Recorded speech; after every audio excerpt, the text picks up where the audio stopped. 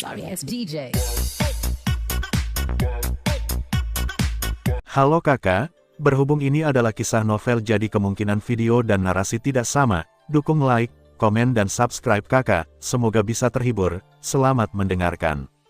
Saudara Yun, Luo Feng menyelinap kembali ke tempat sebelumnya, tetapi tidak menemukan Yun He dan tidak bisa tidak mengirimkan pesan dengan kekuatan sucinya.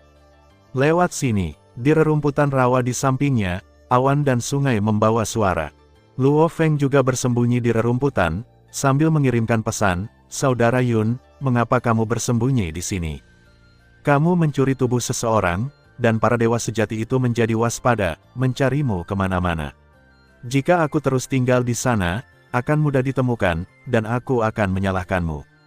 Haha, Luo Feng tertawa dan berkata, "Saya telah memperoleh tubuh dewa makhluk asing yang sebenarnya dari Jiuyanze. Misi tingkat bencana saya telah selesai. Bukankah lebih dari itu?" Yun He menatap Luo Feng sambil tersenyum. Luo Feng juga tersenyum. Memang lebih dari itu. Keuntungan terbesarnya kali ini bukanlah jenazah dewa sejati. Saat aku melintasi medan perang tingkat dewa sejati barusan, aku mengumpulkan total 212 keping darah, sisik, rambut, del. Dewa sejati yang jatuh ke rawa atau rumput liar saat dewa sejati bertarung. Saudara Yun juga tahu bahwa saya ingin mengambil jalan kekuatan ilahi dan menjadi dewa sejati. Gen kehidupan di bawah dewa sejati mudah dikumpulkan dan dipelajari. Tetapi gen dewa sejati itu sulit. Sampel yang saya peroleh sebelumnya sungguh menyedihkan. Ini cukup saya buat dalam satu waktu, lebih dari 200 eksemplar. Saat era ini berakhir, kamu bisa datang lagi atau meninggalkan dunia jin. Saat itu, kamu akan membawa darah, sisik, rambut, del ini kembali ke klon Yuhai untuk dipelajari. Luo Feng berkata dengan gembira. "Karena kerja kerasmu, aku akan memberimu kejutan saat era ini berakhir," kata Yun He sambil menyerahkan cincin luar angkasa. "Apa ini?" Luo Feng mengambil cincin itu dengan bingung. "Ini adalah darah, sisik, rambut, del, setingkat dewa yang juaks dan aku kumpulkan untukmu. Ada ratusan di antaranya," kata Yun He sambil tersenyum. "Sangat banyak." Mata Luo Feng tiba-tiba berbinar saat mendengar ini, dan dia merasa sangat bahagia. Kejutan yang luar biasa. Luo Feng tidak menyangka bahwa saudara Yun dan Juaks diam-diam akan mengumpulkan begitu banyak gen dewa sejati untuk diri mereka sendiri. "Ini bukan kejutan yang kubicarakan." Yun He melambaikan tangannya, "Bukankah aku sudah bilang aku akan memberikannya padamu setelah era ini berakhir?" "Apa kejutannya?" Luo Feng mau tidak mau bertanya dengan rasa ingin tahu. "Genku." Yun He tersenyum. "Saudara Yun, kamu, genmu." Luo Feng menjadi sedikit tergagap ketika dia berbicara, tetapi matanya menjadi semakin cerah. "Pada tingkat genetik 90.081 kali lipat, apakah saya memenuhi syarat untuk mempelajarinya untuk Anda?" Yun He berkata sambil tersenyum. "Cukup, tentu saja cukup." Luo Feng mengangguk penuh semangat. "Cuma bercanda, itu 90.081 kali tingkat genetik. Mengejar kerja keras Anda sendiri."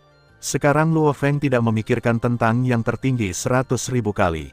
Dia hanya berpikir bahwa suatu hari dia bisa mencapai level saudara Yun, mencapai level dewa leluhur generasi ketiga Duan Donghe, yang lebih dari 90.000 kali, dan kemudian menerobos ke dewa sejati, dia akan sangat puas. Hanya saja, Luo Feng benar-benar ingin mendapatkan gen Yun He untuk penelitian, tapi dia hanya memikirkannya. Sekarang Yun He berinisiatif untuk berbicara dengannya, tapi dia ragu-ragu. Karena gen dewa sejati manapun adalah unik dan merupakan rahasia pribadi mereka. Terutama Yun He, yang tingkat gennya 90.081 kali lebih tinggi, dan merupakan satu-satunya di Laut Semesta, gen tertinggi Lautan Semesta saat ini. Bahkan pada peradaban kuno, gen ini sangat langka. Gen Yun He secara alami mengandung rahasia besar. Karena susunan genetiknya, ia mengandung struktur kekuatan ilahi khusus Yun He sendiri. Luo Feng bahkan belum pernah memikirkan tentang penguasa kota Chaos dan pendiri kapak raksasa sebelumnya, apalagi Yun He.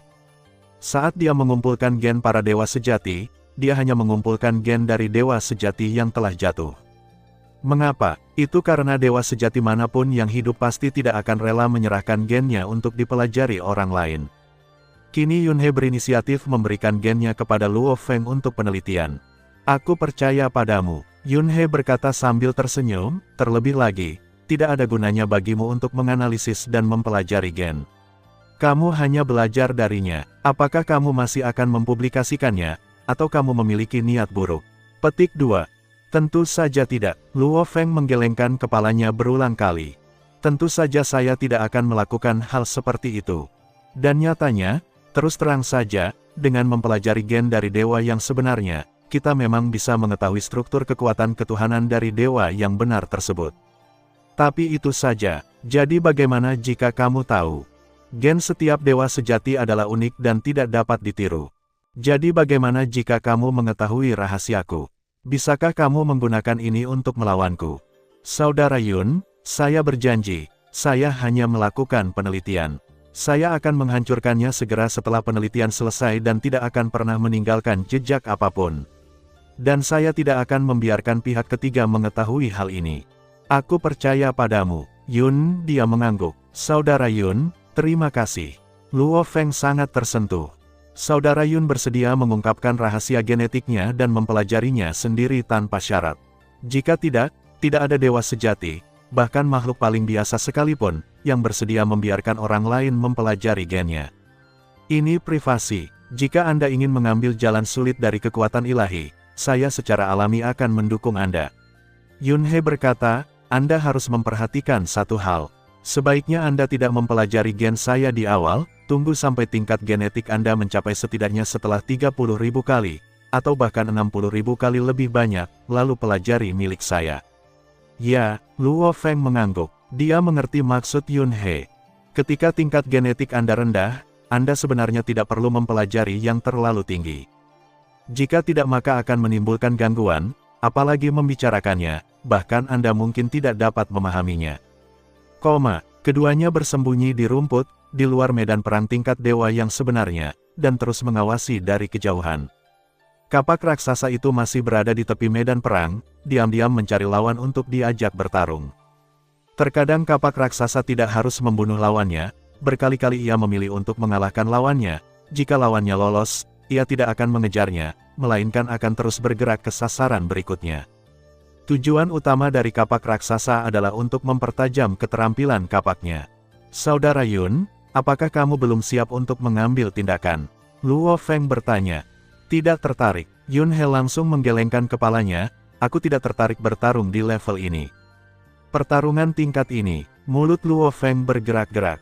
Meski sangat sombong, tetapi Luo Feng tahu bahwa saudara Yun sebenarnya tidak tertarik ketika dia mengatakan ini. Saudara Yun, seberapa kuat kamu sekarang? Luo Feng mau tidak mau bertanya. Yunhe tersenyum dan tidak berkata apa-apa, tapi menunjuk ke langit. Ada medan perang 6 dewa kehampaan sejati. Luo Feng mengangguk, tidak terkejut dengan hal ini. Bahkan kapak raksasa sudah berada di level 11. Jika saudara Yun lebih lemah dari kapak raksasa, itu akan menjadi lelucon. Setidaknya ini level 12, kan? Luo Feng diam-diam bergumam dan menebak. Bagaimana dengan misimu? Luo Feng bertanya. Aku hanya bilang aku tidak tertarik. Aku tidak bilang aku tidak akan mengambil tindakan. Yunhe melirik Luo Feng. Luo Feng tiba-tiba tersedak. Tunggu, mayatnya tidak cukup sekarang. Jika ada lebih banyak mayat, saya akan mengambil tindakan dan mengambilnya langsung dari tangan orang yang ahli mengumpulkan mayat. Luo Feng melotot dan menunjuk ke atas kepalanya, bisakah 6 orang di atas setuju? Saya tidak ingin mengambil terlalu banyak. Saya hanya mengambil lusinan mayat untuk diserahkan dalam misi. Bukankah itu terlalu banyak? Yunhe berkata, jika mereka benar-benar tidak tahu malu dan datang untuk mengganggu saya, Tuhan yang sejati, maka saya tidak punya pilihan selain menunjukkan kekuatan dan memiliki hubungan yang baik dengan mereka. Mari kita bicarakan hal itu pada akhirnya. Luo Feng mengangguk dalam diam. Kamu luar biasa.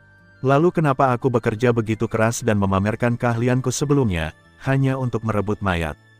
Anda memberitahu saya sebelumnya, saudara. Alasan mengapa Yunhe memberikan gennya kepada Luo Feng untuk dipelajari adalah karena suatu alasan. Dia berharap dapat membantu Luo Feng mencapai level tertinggi 100.000 kali sesegera mungkin, kemudian menerobos ke dewa sejati, dan kemudian bergabung untuk membunuh sarang binatang buas dunia. Binatang dunia selalu berupa pedang tajam yang tergantung di atas kepala. Secara alami, Semakin cepat ditangani, semakin baik. Namun, jika Luo Feng ingin mencapai level tertinggi 100.000 kali, dia mungkin harus mendapatkan darah monster dunia pada akhirnya. Saya ingat di karya aslinya, level genetik Luo Feng selalu tertahan di 8.999 kali dan tidak bisa menembusnya. Hanya setelah dia mendapatkan darah binatang dunia barulah dia mampu mencapai level tertinggi 100.000 kali dalam satu kali melangkah. Tapi tidak masalah, cobalah. Gunakan saja sebagai referensi penelitian tambahan. Lalu aku akan mendapatkan darah binatang dunia untuk Luo Feng. Mayat para dewa sejati dicuri oleh dua penguasa hukum satu demi satu, dan kedua pihak yang bertempur di daerah Sitengsawa juga sangat marah. Orang pertama yang mencuri jenazah dewa sejati adalah Kapten Tim Mang He, yang juga merupakan Kapten Tim Luo Feng. Mereka tidak peduli dengan orang pertama yang mencuri mayat dewa sejati. Mereka sangat kagum pada orang kedua yang mencuri mayat dewa sejati, mengagumi betapa kuatnya penguasa hukum dalam pertempuran jarak dekat. Tapi betapapun terkejutnya mereka, perampasan mayat dewa sejati adalah sebuah provokasi bagi mereka. Tangkap mereka berdua, tangkap mereka, jika tidak maka akan memalukan bagi Jiuyanze kami dan Gunung Xuansongmu. Lain kali, selama mereka berani muncul lagi lain kali, kita harus menangkap mereka. Kelompok dewa sejati ini semuanya sangat waspada. Saat kedua belah pihak bertempur, terkadang salah satu dari mereka akan jatuh ke rawa, dan dewa sejati lainnya akan mendekati area ini secara sengaja atau tidak sengaja. Dan masing-masing dari mereka dengan hati-hati merasakan melalui kekuatan ilahi mereka. Begitu terjadi fluktuasi, mereka dapat dengan cepat mengelilingi area tersebut. Namun baik Kapten Tentara Mang He maupun Luo Feng tidak mengambil tindakan. Dan seiring berjalannya waktu, pertarungan antara dua kekuatan besar seperti Xuan Songshan dan Jiuyanze merupakan pertarungan yang sangat panjang. Ada pertarungan langsung dengan pertarungan yang hiruk-pikuk, dan ada kejar-kejaran di mana yang satu melarikan diri dan yang lainnya mengejar. Saat perang gila ini berlangsung lebih lama, penggilingan penguasa hukum menjadi lebih berlebihan. Demikian pula, saat pertarungan berlangsung lebih lama, dewa-dewa sejati itu terkadang akan jatuh satu persatu, dan terkadang satu demi satu. Sama seperti ini, dewa sejati dari dua kekuatan besar juga menjadi marah. 3 bulan berlalu, dewa sejati dari dua kekuatan besar secara bertahap berhenti memperhatikan masalah ini. Namun, mereka tidak mengabaikan mayat-mayat itu. Bahkan jika kita berkelahi satu sama lain, meskipun kita tidak berniat menjaga jenazahnya, kita tidak bisa membiarkan mereka mengambil jenazahnya lagi. Kita berdua masing-masing akan mengirimkan dewa sejati yang akan bertanggung jawab memulihkan tubuh kita sendiri. Tidak ada serangan yang diperbolehkan saat jenazah dikumpulkan. Bagaimana dengan itu? Oke, ayo kita lakukan. Jiuyanze dan Gunung Xuansong masing-masing menunjuk dewa sejati untuk mengumpulkan mayat dewa sejati mereka. Wow, dewa suku sejati yang seluruh tubuhnya berwarna merah berubah menjadi aliran cahaya untuk mengumpulkan mayat dewa suku sejati. Pada saat yang sama, dewa binatang asing berleher panjang dengan 8 kuku dan cakar juga terbang untuk mengumpulkan tubuh dewa binatang asing yang sebenarnya. Setelah lebih dari 3 bulan bertempur, lebih dari 20 mayat makhluk asing yang tertinggal semuanya diambil oleh dewa binatang asing yang sebenarnya dalam satu tarikan napas. Di sisi lain, Yun He dan Luo Feng bersembunyi di rerumputan, mata mereka tertuju pada dewa makhluk asing yang sebenarnya. Mata mereka mengikuti setiap gerakan dewa sejati binatang berleher panjang, bersisik, berkuku 8, dan bercakar itu. Semakin banyak mereka melihat, semakin cerah mata mereka. Karena, dewa makhluk asing sejati ini telah mengumpulkan total 26 mayat dewa sejati. Mayat satu dewa sejati setara dengan 10.000 pahala militer. 26 mayat dewa sejati sama dengan 260.000 pahala militer. Luo Feng menjilat bibirnya. Dia menatap dewa binatang asing itu, suaranya sedikit serak. Saudara Yun, apakah sekarang giliranmu untuk mengambil tindakan?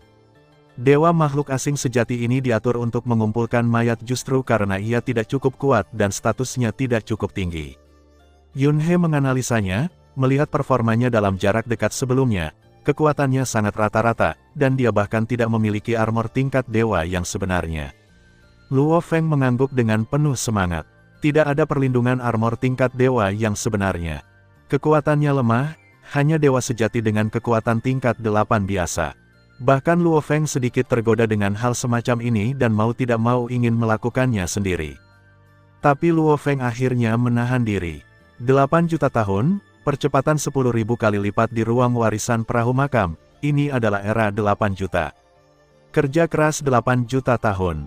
Menurut penilaian Luo Feng sendiri, akan mudah untuk membunuh dewa sejati makhluk asing yang lemah dan tidak memiliki baju besi tingkat dewa untuk melindunginya ketika dia meledak dengan seluruh kekuatannya.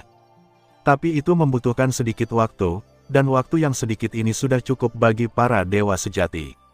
Mereka dapat dengan cepat mengepung Luo Feng saat dia mengambil tindakan. Meskipun dia telah mampu melarikan diri dari pengepungan beberapa dewa sejati dengan mengandalkan serangan jarak dekat sebelumnya, dia melarikan diri dengan lancar. Tetapi jika ada puluhan atau bahkan ratusan dewa sejati yang mengepungnya, Luo Feng harus bergantung pada perahu makam.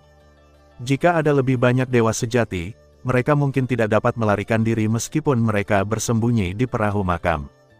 Dalam hal ini, Anda harus memiliki kekuatan super, membunuh dalam sekejap, lalu melarikan diri dengan cepat. Ini hampir selesai. Yunhe melihat ke medan perang dan kemudian mengirim pesan ke Juaks untuk kembali dan bergabung dengan mereka. Setelah beberapa saat, kapak raksasa berhasil lolos dari medan perang dan kembali ke sini. Menyenangkan sekali, sungguh menyenangkan. Kapak raksasa itu tertawa dan berkata, saya telah bertarung dengan gembira selama lebih dari 3 bulan. Sungguh menyenangkan. Saat ini, kapak raksasa itu masih terasa sedikit belum selesai. Dia bertanya, apakah Anda siap mengambil tindakan? Tentu saja. Juaks juga memperhatikan dewa sebenarnya dari makhluk asing yang berspesialisasi dalam mengumpulkan mayat, dan tentu saja tahu apa yang sedang dilakukan Yunhe. Kapak raksasa itu tidak berani mengambil tindakan sebelumnya, tentu saja karena tidak yakin bisa melarikan diri dengan lancar. Lagi pula, merampok mayat itu sangat penuh kebencian. Aku lelah tinggal di sini. Lebih baik selesaikan tugas dan kembali berlatih secepatnya. Yunhe menggelengkan kepalanya. Juaks mengangguk. Dia juga tahu bahwa medan perang tingkat ini tidak bisa lagi menarik minat Yunhe. Kamu memasuki harta karun istana. Aku akan membawamu bersamamu. Jika kami berhasil, kami akan segera mundur. Yunhe merentangkan telapak tangannya, dan di telapak tangannya, ada menara hitam yang mengambang. Itu hanyalah harta karun puncak istana yang sangat biasa. Kamu harus membiarkan kami mengawasi situasi di luar, kata kapak raksasa. Ya, Luo Feng juga berkata, jangan khawatir. Saat itulah Juaks dan Luo Feng memasuki menara hitam. Menara hitam itu menyusut menjadi seukuran setitik debu dan ditempatkan di bahu Yunhe, tersembunyi di celah antara skala tertentu dari armor tersebut. Apakah ini baik-baik saja? Yunhe bertanya melalui transmisi suara. Oke, Juaks dan Luo Feng menjawab dengan puas. Pada saat ini, dewa sejati berleher panjang dengan 8 kuku dan cakar, satu mata di kepala sipitnya berkedip licik, sedang berkeliaran di sekitar tepi seluruh medan perang tingkat dewa sejati. Meski dikirim untuk mengumpulkan mayat, setelah mengumpulkan mayat, ia tetap harus bergabung ke medan perang dan bertarung secara normal. Hanya saja saat sedang mengumpulkan jenazah, Dewa Gunung Xuansong yang sebenarnya tidak akan menyerangnya sesuai kesepakatan. Saat ini kekuatannya sudah jauh menurun dibandingkan masa jayanya. Orang-orang seperti itu tidak memiliki baju besi tingkat dewa untuk melindungi tubuh mereka. Di antara dewa sejati, status mereka relatif rendah. Apalagi saat menghadapi para dewa sejati yang telah bergabung dengan tentara, mereka jelas-jelas diturunkan. Dewa sejati seperti mereka biasanya diutus untuk melakukan tugas-tugas sepele seperti membersihkan medan perang, berpatroli, dan memulihkan mayat sendiri.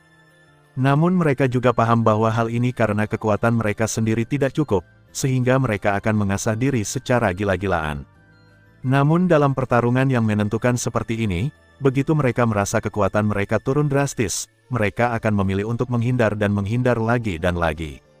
Karena meskipun dewa sejati dapat memulihkan tubuh ketuhanannya melalui komunikasi dengan asal mula alam semesta kecil, biasanya setelah pertempuran, ia perlahan-lahan menyerap energi untuk pulih. Sama seperti penguasa alam semesta di alam semesta asli, tubuh ketuhanannya sangat terkuras selama pertempuran, dan dia akan bersembunyi setelah perang. Dengan berkomunikasi dengan asal mula alam semesta asli, dia dapat menyerap kekuatan ketuhanan untuk memulihkan tubuh ketuhanannya. Hal yang sama berlaku untuk Tuhan yang sejati. Penguasa alam semesta memulihkan diri dengan menyerap energi dari asal mula alam semesta asli, sedangkan Tuhan sejati mengandalkan alam semesta kecilnya sendiri. Penuh kebencian. Setelah dewa sejati mati, senjata dan baju besi akan dipisahkan dari tubuhnya, dan akan diperoleh oleh dewa sejati musuh yang membunuh mereka. Saya mengumpulkan begitu banyak mayat, tetapi saya tidak mendapatkannya. Dewa sebenarnya dari binatang berkuku 8 dan bercakar itu diam-diam marah. Armor dan senjata tingkat dewa sejati semuanya sangat berharga. Senjata lapis baja inferior sangat umum dan tidak berharga sama sekali. Sebagian besar ahli hukum yang tak terhitung jumlahnya dapat memilikinya.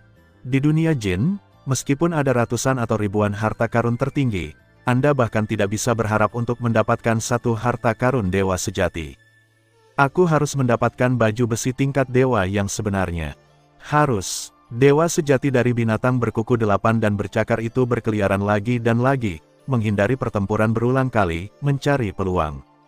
Jika dewa sejati dengan baju besi tingkat dewa sejati mati, ia pasti akan bekerja keras untuk merebutnya. Hanya saja sulit bagi dewa sejati semacam itu untuk jatuh. Bahkan jika jatuh, kemungkinannya akan sangat kecil, jika tidak akan ada armor tingkat dewa yang sebenarnya sekarang. Berkeliaran lagi dan lagi. Ia sangat berhati-hati dan tidak ingin bertarung dengan beberapa dewa sejati yang kuat di sisi Gunung Xuansong. Paling-paling, ia akan bertarung dengan beberapa dewa sejati yang sama lemahnya dari suku tersebut. Ketika sampai pada suatu daerah tertentu, tiba-tiba, ledakan, di sepetak rumput, lampu pistol hitam tiba-tiba menyala. Berkeliaran di tepi medan perang, dewa binatang berkuku 8 dan bercakar, yang selalu sangat waspada, tiba-tiba menoleh dan melihat ke belakang dengan kaget dengan satu mata. Saya melihat cahaya tombak hitam tipis, dengan pusaran kabur berbentuk kerucut hitam, berputar cepat dan membombardir saya. Ya Tuhan, dewa sebenarnya dari binatang berkuku 8 dan bercakar itu tiba-tiba merasakan hatinya menjadi dingin.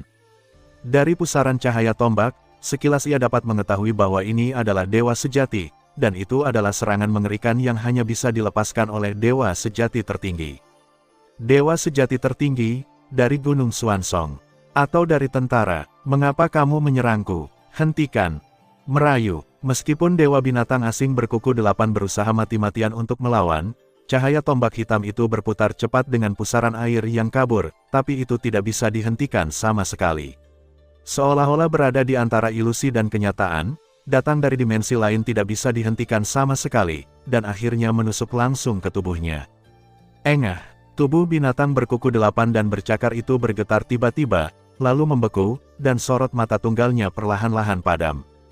Segera setelah itu, sebuah tangan yang ditutupi sisik hitam muncul dari rerumputan ungu di sampingnya, meraih tubuh binatang berkuku 8 dan bercakar itu dan menyeretnya langsung ke rerumputan, dan menghilang. Semua ini dilakukan hampir seketika, begitu cepat.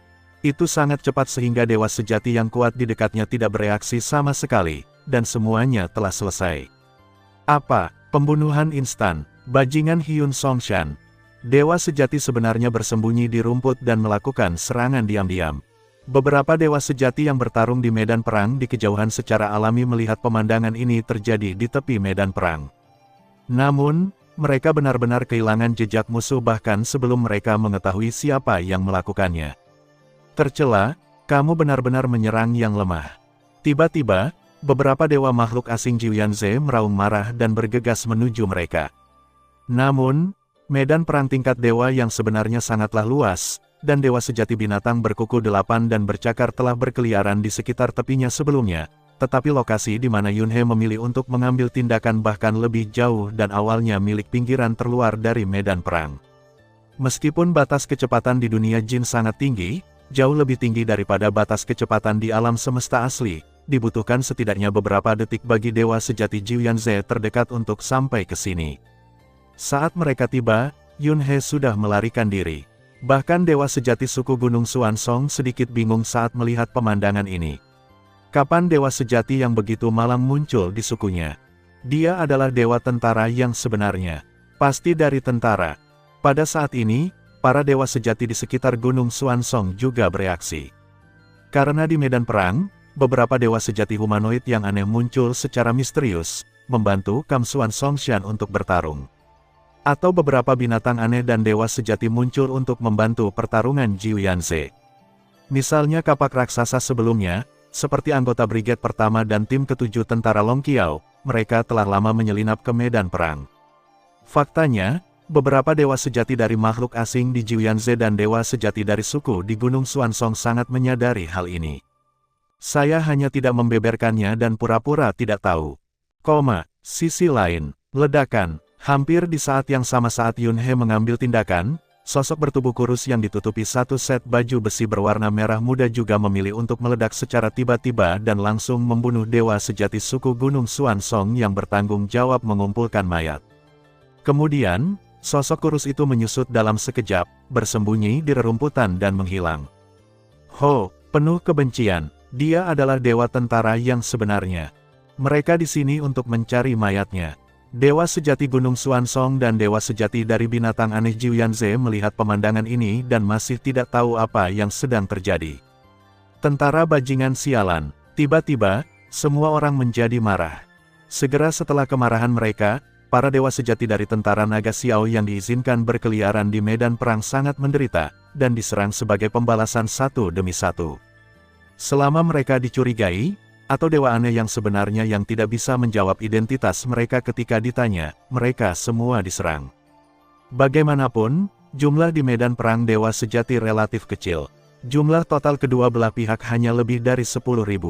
Jiu Yanze dan Xuan Songshan masing-masing memiliki sedikit di atas 5.000.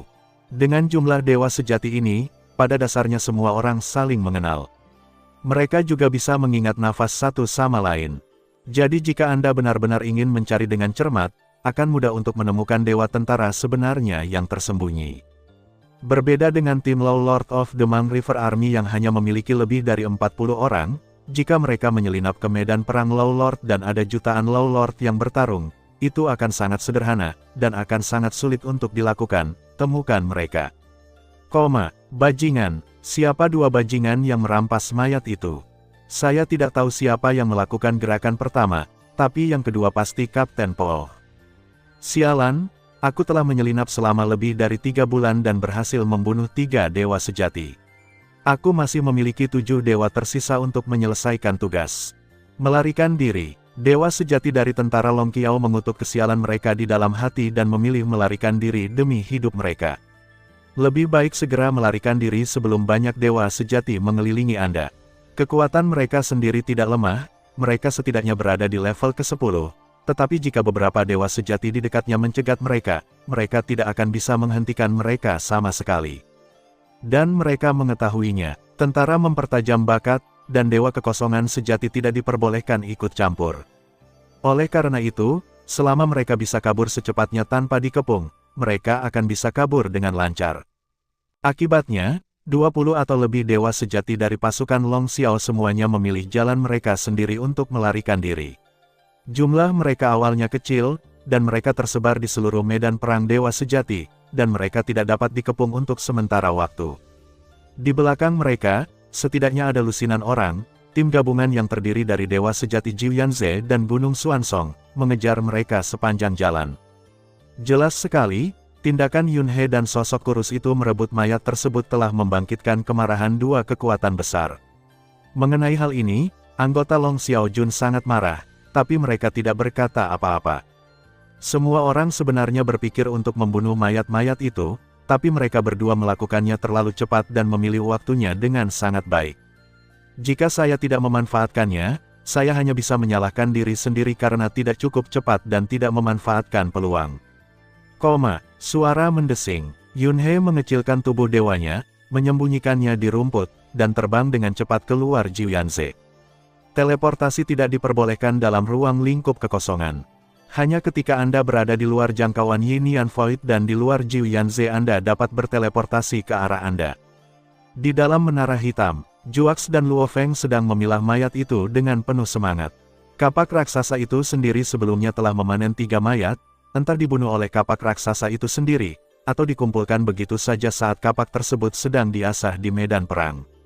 Termasuk yang direnggut oleh Luo Feng, dewa sejati dari binatang asing cakar 8 kuku mengumpulkan 26 mayat. Termasuk mayat binatang asing cakar 8 kuku, total ada 31 mayat dewa sejati. Satu mayat bernilai 10.000 pahala militer, dan 31 mayat setara dengan 310.000 pahala militer. Luo Feng mengumpulkan darah, sisik, dan rambut dari setiap mayat dewa sejati dan menyimpannya, dan berkata sambil tersenyum, setelah kita kembali, kita dapat menukarnya dengan tentara untuk mendapatkan warisan yang lebih dalam. Aku akan menukar teknik rahasia pembakaran dewa tingkat ketiga terlebih dahulu, kata kapak raksasa. Luo Feng mengangguk. Ini sangat dibutuhkan. Mempraktikkan teknik rahasia pembakaran ilahi tidak diragukan lagi merupakan cara tercepat untuk meningkatkan kekuatan tempur seseorang. Level ketiga, meskipun itu adalah level Void True God. Namun ada juga harapan bagi dewa sejati untuk berhasil dalam budidaya.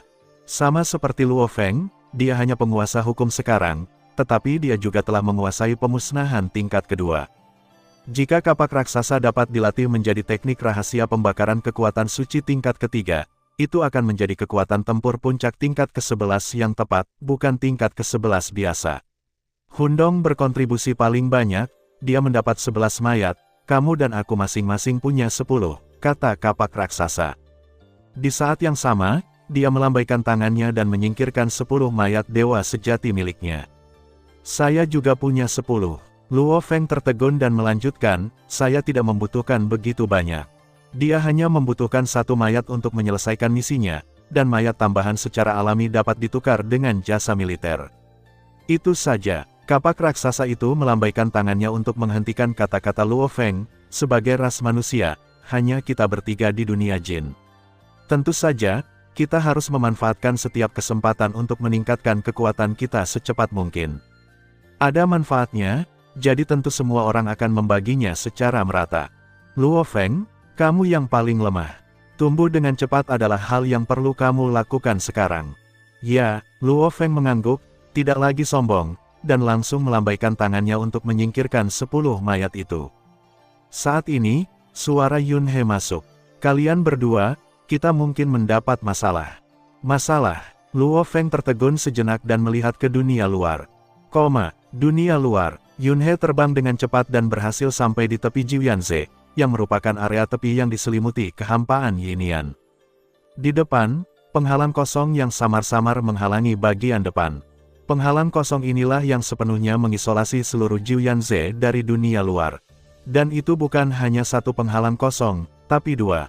Apa yang dilihat dengan mata telanjang adalah 1, tapi Yun He tahu dengan jelas bahwa setelah menembus penghalang kosong ini, ada 1 lagi yang menghalanginya di belakang. Kedua dewa kekosongan sejati sama-sama memikirkan kehampaan, sepertinya bersaing untuk menguasai kehampaan, namun nyatanya mereka memperkuat penghalang ganda. Penghalang kekosongan ganda yang diberikan oleh 2 dewa kekosongan sejati ditumpangkan. Jelas mustahil bagi dewa sejati untuk menerobos. Yun He berdiri di depan penghalang kosong dan dengan lembut mengulurkan tangannya untuk menyentuh penghalang itu. Meskipun Yun He tidak 100% yakin apakah dia bisa menembus kedua penghalang ini, dia pikir itu tidak akan menjadi masalah besar. Seharusnya tidak sulit untuk menerobos dengan seluruh kekuatannya. Namun dalam kasus ini, itu akan menjadi konfrontasi langsung dengan 6 dewa kekosongan sejati. Ini jelas bukan hasil yang diinginkannya. Ini terlalu menonjolkan diri. Saya khawatir para pejabat tinggi militer akan disiagakan dan datang untuk menyelidiki dan semuanya akan berakhir. Cara lainnya adalah dengan bersembunyi, menunggu perang ini berakhir, lalu pergi. Omong kosong, perang ini akan berlangsung paling lama beberapa tahun dan kemudian berakhir. Kekuatan ilahi kapak raksasa menyampaikan pesan, bagaimanapun, tidak mungkin bagi 2 kekuatan besar untuk melanjutkan perang skala besar seperti itu selamanya. Mari kita tunggu. Ya, Saudara Yun, mari kita tunggu. Luo Feng juga berkata. Ya, hanya itu yang bisa dilakukannya. Yun He mengangguk. Tidak mungkin, tunggu saja. Bagaimanapun, mereka adalah imigran ilegal, dan identitas mereka tidak dapat lolos dari penyelidikan militer. Sekali Anda bertindak terlalu menonjolkan diri dan menarik perhatian militer, Anda akan mendapat masalah. Setidaknya, sampai Luo Feng menerima kesadaran virtual yang ditinggalkan oleh Raja Dewa dan secara resmi diberi gelar, umat manusia tidak bisa terlalu menonjol di dunia jin. Jenderal dari 4 pasukan di Tenggara, barat laut, dan barat laut adalah dewa abadi. Yunhe tidak gila saat menghadapi mereka. Tapi saat ini, saat Yunhe hendak mencari tempat untuk bersembunyi, suara yang jernih dan manis, seperti mata air jernih yang mengalir, terdengar di telinganya. Wah, kamu cukup berani. Kamu benar-benar berani melakukan hal seperti itu di depan kami. Apa kamu benar-benar mengira kami tidak ada? Suara ini adalah dewa kekosongan sejati, Jiuyan. Yunhe mengangkat alisnya dan berpikir sendiri. Tidak mengherankan jika 6 dewa kehampaan yang sebenarnya mengetahui segala sesuatu yang terjadi di bawah. Dewa kekosongan sejati mengendalikan seluruh medan perang dan memahami segalanya. Tapi mereka tidak akan ikut campur, dan mereka tidak berani ikut campur. Tidak ada yang berani menantang aturan seluruh dunia jin. Yunhe telah bertemu dengan senior Jiuyan. Misi militer tidak dapat dihindari. Mohon maafkan saya, senior. Yunhe membungkuk sedikit dan berkata dengan lembut. Kamu memanggilku, senior. Nada suara Jiuyan sedikit terkejut. Anda harus tahu bahwa di dunia jin, ketika dewa sejati berhadapan dengan dewa kekosongan sejati, dia biasanya disapa dengan hormat sebagai Tuan. Yunhe tersenyum dan tidak berkata apa-apa. Saya mengerti. Dia mengerti. Hanya ada satu alasan untuk situasi ini. Artinya, hal itu akan terjadi ketika dewa sejati memiliki kekuatan tempur tingkat ke-11, yang merupakan kekuatan tempur tingkat dewa sejati yang kosong. Maka dewa sejati ini secara umum tidak lagi memanggil dewa kekosongan sejati, Tuan. Menghadapi beberapa dewa sejati kekosongan yang lebih lemah, seperti mereka yang hanya memiliki level ke-11 teratas, atau dewa sejati kekosongan dengan kekuatan level 12, mereka bahkan dapat dibandingkan dengan rekan-rekan mereka. Dewa sejati tingkat ke-11, sosok tak tertandingi seperti itu sangat dihargai di ketentaraan. Mereka hanya setengah langkah lagi dari alam dewa kekosongan sejati. Setelah kamu menjadi dewa kekosongan sejati, kamu akan memiliki setidaknya kekuatan puncak tingkat 12. Tidak banyak orang seperti ini di seluruh Angkatan Darat Timur, kan? 5 dewa kekosongan sejati lainnya juga telah mengalihkan pandangan mereka sejak lama, memperhatikan Yunhe dari jauh. Karena kamu memiliki kekuatan tempur seperti itu, jika kamu ingin menyelesaikan misi militer, kamu bisa pergi ke medan perang dan bertarung. Misi ini seharusnya mudah bagimu, jadi mengapa kamu perlu menggunakan metode seperti itu? Nada suaranya tenang dan tidak ada sedikit pun emosi atau kemarahan. Jika aku akhirnya membunuh terlalu keras, karena takut menimbulkan kemarahan para dewa sejati itu, dan mereka mengepungku, aku pasti akan melawan, jawab Yunhe. Apa yang dimaksud Yunhe dengan jelas adalah, dewa sejati dari 2 kekuatan utama Anda ini terlalu lemah, dan saya terlalu malas untuk mengambil tindakan karena takut menggunakan terlalu banyak kekuatan. Jika saya membunuh terlalu banyak, kalian berdua kekuatan besar juga akan merasa kasihan pada mereka. Seperti sekarang, saya hanya mengambil beberapa mayat, yang mana lebih baik untuk semua orang. Kamu sombong, kata dewa sejati kekosongan dengan marah. Jadi, kami masih harus berterima kasih karena telah menunjukkan belas kasihan. Pemimpin Gunung Xuansong mendengus dingin. Saya tidak berani. Yunhe menundukkan kepalanya sedikit dan berkata, jika saya tidak takut menarik perhatian para petinggi di ketentaraan, saya benar-benar ingin bersaing dengan Anda, dewa kekosongan sejati. Yunhe berpikir diam-diam di dalam hatinya. Sepertinya kamu ingin meninggalkan Jiuyanze sekarang. Yah, tidak perlu terburu-buru. Aku bisa menunggu sampai perang ini selesai sebelum pergi. Bukan tidak mungkin bagimu untuk pergi sekarang. Jiuyan berkata langsung, aku telah membuat beberapa penyesuaian pada penghalang di depanmu. Jika kamu memiliki kekuatan tingkat ke-11 teratas, kamu dapat menghancurkan penghalang ini. Hal yang sama berlaku untuk penghalang kekosonganku. Pemimpin Gunung Xuansong mendengus. Bukankah kamu bilang kamu punya 11 tingkat kekuatan? Sekarang kami telah menyesuaikan kekuatan penghalang kekosongan. Itu dapat ditembus dengan kekuatan puncak tingkat ke-11. Jelas sekali, untuk orang tak tertandingi yang dapat memiliki kekuatan tingkat ke-11 di periode Dewa Sejati, mereka juga dengan senang hati menjual muka dan membuatnya nyaman. Tentu saja, ini juga menimbulkan sedikit kesulitan. Jika Anda tidak memiliki kekuatan untuk menerobos, itu bukan salah orang lain. Yunhe berterima kasih kepada semua senior atas kenyamanannya. Yunhe tersenyum dan mengangguk. Oh, sepertinya anak ini sangat percaya diri. Beberapa dewa kekosongan sejati tidak bisa menahan diri untuk tidak saling memandang. Sepertinya dia benar-benar memiliki tingkat kekuatan ke-11, dan itu juga yang terbaik. Yunhe membalik tangannya, dan duri hitam itu langsung berada di tangannya. Dia tidak membuang waktu, dia hanya mengangkat tangannya dan menusuk langsung ke penghalang kosong di depannya. Wow, kepala tombak yang tajam membawa pusaran hitam samar berbentuk kerucut yang berputar cepat, seperti bor, dengan cepat menembus penghalang. Ledakan, seluruh penghalang kekosongan bergetar sedikit. Engah, ikuti dengan cermat. Dengan suara lembut, penghalang kosong di depan Yunhe dengan mudah dipecah menjadi lubang melingkar dengan diameter beberapa meter. Dia memang mampu. Beberapa dewa sejati kekosongan memandangnya dan mengangguk diam-diam. Begitu Yunhe mengambil langkah, dia menyelinap melalui lubang dan sampai ke penghalang lain. Mengikuti pola yang sama, penghalang lainnya dengan mudah ditembus. Suara mendesing. Yunhe dengan cepat melewati lubang kedua, berhasil meninggalkan ruang lingkup kehampaan, dan datang ke dunia luar. Terima kasih, senior. Yunhe menyingkirkan duri hitam itu dan membungkuk sedikit untuk mengucapkan terima kasih. Kemudian, dia berbalik, mengambil satu langkah, berteleportasi dengan cepat, dan menghilang. Kam Tentara Timur. Titik senjata. Yunhe, Juax, dan Luo Feng mengangkat kepala mereka dan melihat ke aula kuno yang megah di depan mereka. Menurut aturan, Anda berhak menukar harta karun di titik peralatan militer sebelum menerima misi dan setelah menyelesaikan misi. Tetapi begitu Anda menerima misi militer, Anda tidak diperbolehkan datang ke titik peralatan militer sampai misi tersebut selesai. Kapak raksasa membisikkan peraturan militer. Kami telah menyelesaikan misinya, dan ini adalah tingkat bencana. Haha, ayo masuk. Mereka bertiga berjalan langsung ke pintu aula kuno yang luas dan megah. Setelah Anda melangkah ke dalamnya, tiba-tiba ruang dan waktu berubah, seolah memasuki dunia lain. Teknik rahasia macam apa ini? Luo Feng terkejut. Yunhe Giant Axe juga melihat sekeliling dengan heran. Di depan kita adalah dunia yang luas, dunia tanpa akhir. Ada banyak sersan yang tersebar di mana-mana, dan ada sosok emas di depan setiap sersan. Ini bahkan lebih ajaib daripada alam semesta virtual. Kapak raksasa menghela nafas. Suara mendesing. Sosok emas mengembun dari udara tipis dan mendarat di depan Yunhe. Sosok emas juga tiba di depan kapak raksasa dan Luo Feng.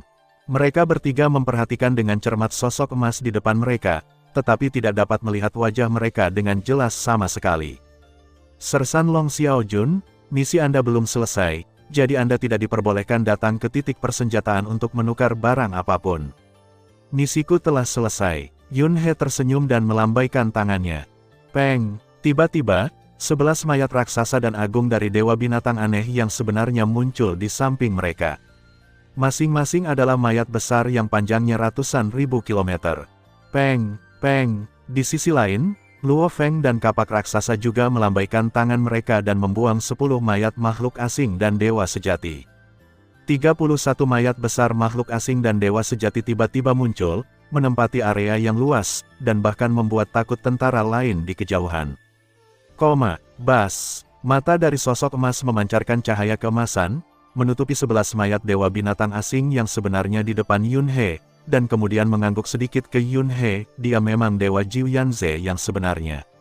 Misi selesai, dan total prestasi militer adalah 110.000.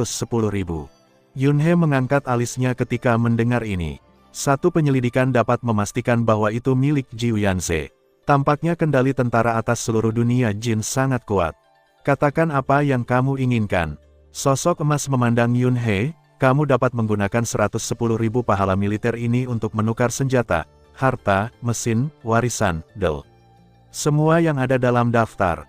Jika kamu memiliki harta lain, kamu juga dapat menyumbangkannya kepada tentara sebagai gantinya demi kepentingan militer.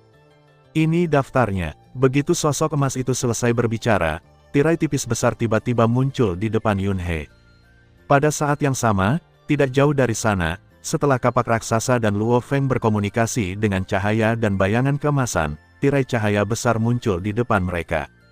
Ada banyak daftar detail di tirai tipis. Namun, Yunhe hanya bisa melihat dengan jelas tirai cahaya di depannya. Dia tidak bisa melihat dengan jelas tirai cahaya di sisi kapak raksasa dan Luo Feng. Yunhei melihatnya sekilas dan berkata langsung, saya ingin mengetahui beberapa informasi dasar tentang berbagai alam dewa sejati. Hal ini telah dibahas sejak lama. Yunhei akan bertukar informasi, dan kemudian mereka bertiga akan berbagi informasi di dunia maya.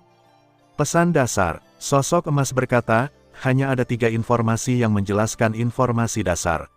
Tergantung pada tingkat detail dan kerahasiaan, masing-masing memerlukan 100 pahala militer, 500 pahala militer, dan 3.000 pahala militer. Sangat mahal, Dia tidak bisa menahan diri untuk tidak menggerakkan sudut mulutnya. Mayat dewa sejati hanya bernilai 10.000 pahala militer. Aku ingin yang paling mahal. Jelaskan menurut informasi dasar tentara. Dunia jin harus dikatakan sebagai peradaban kuno.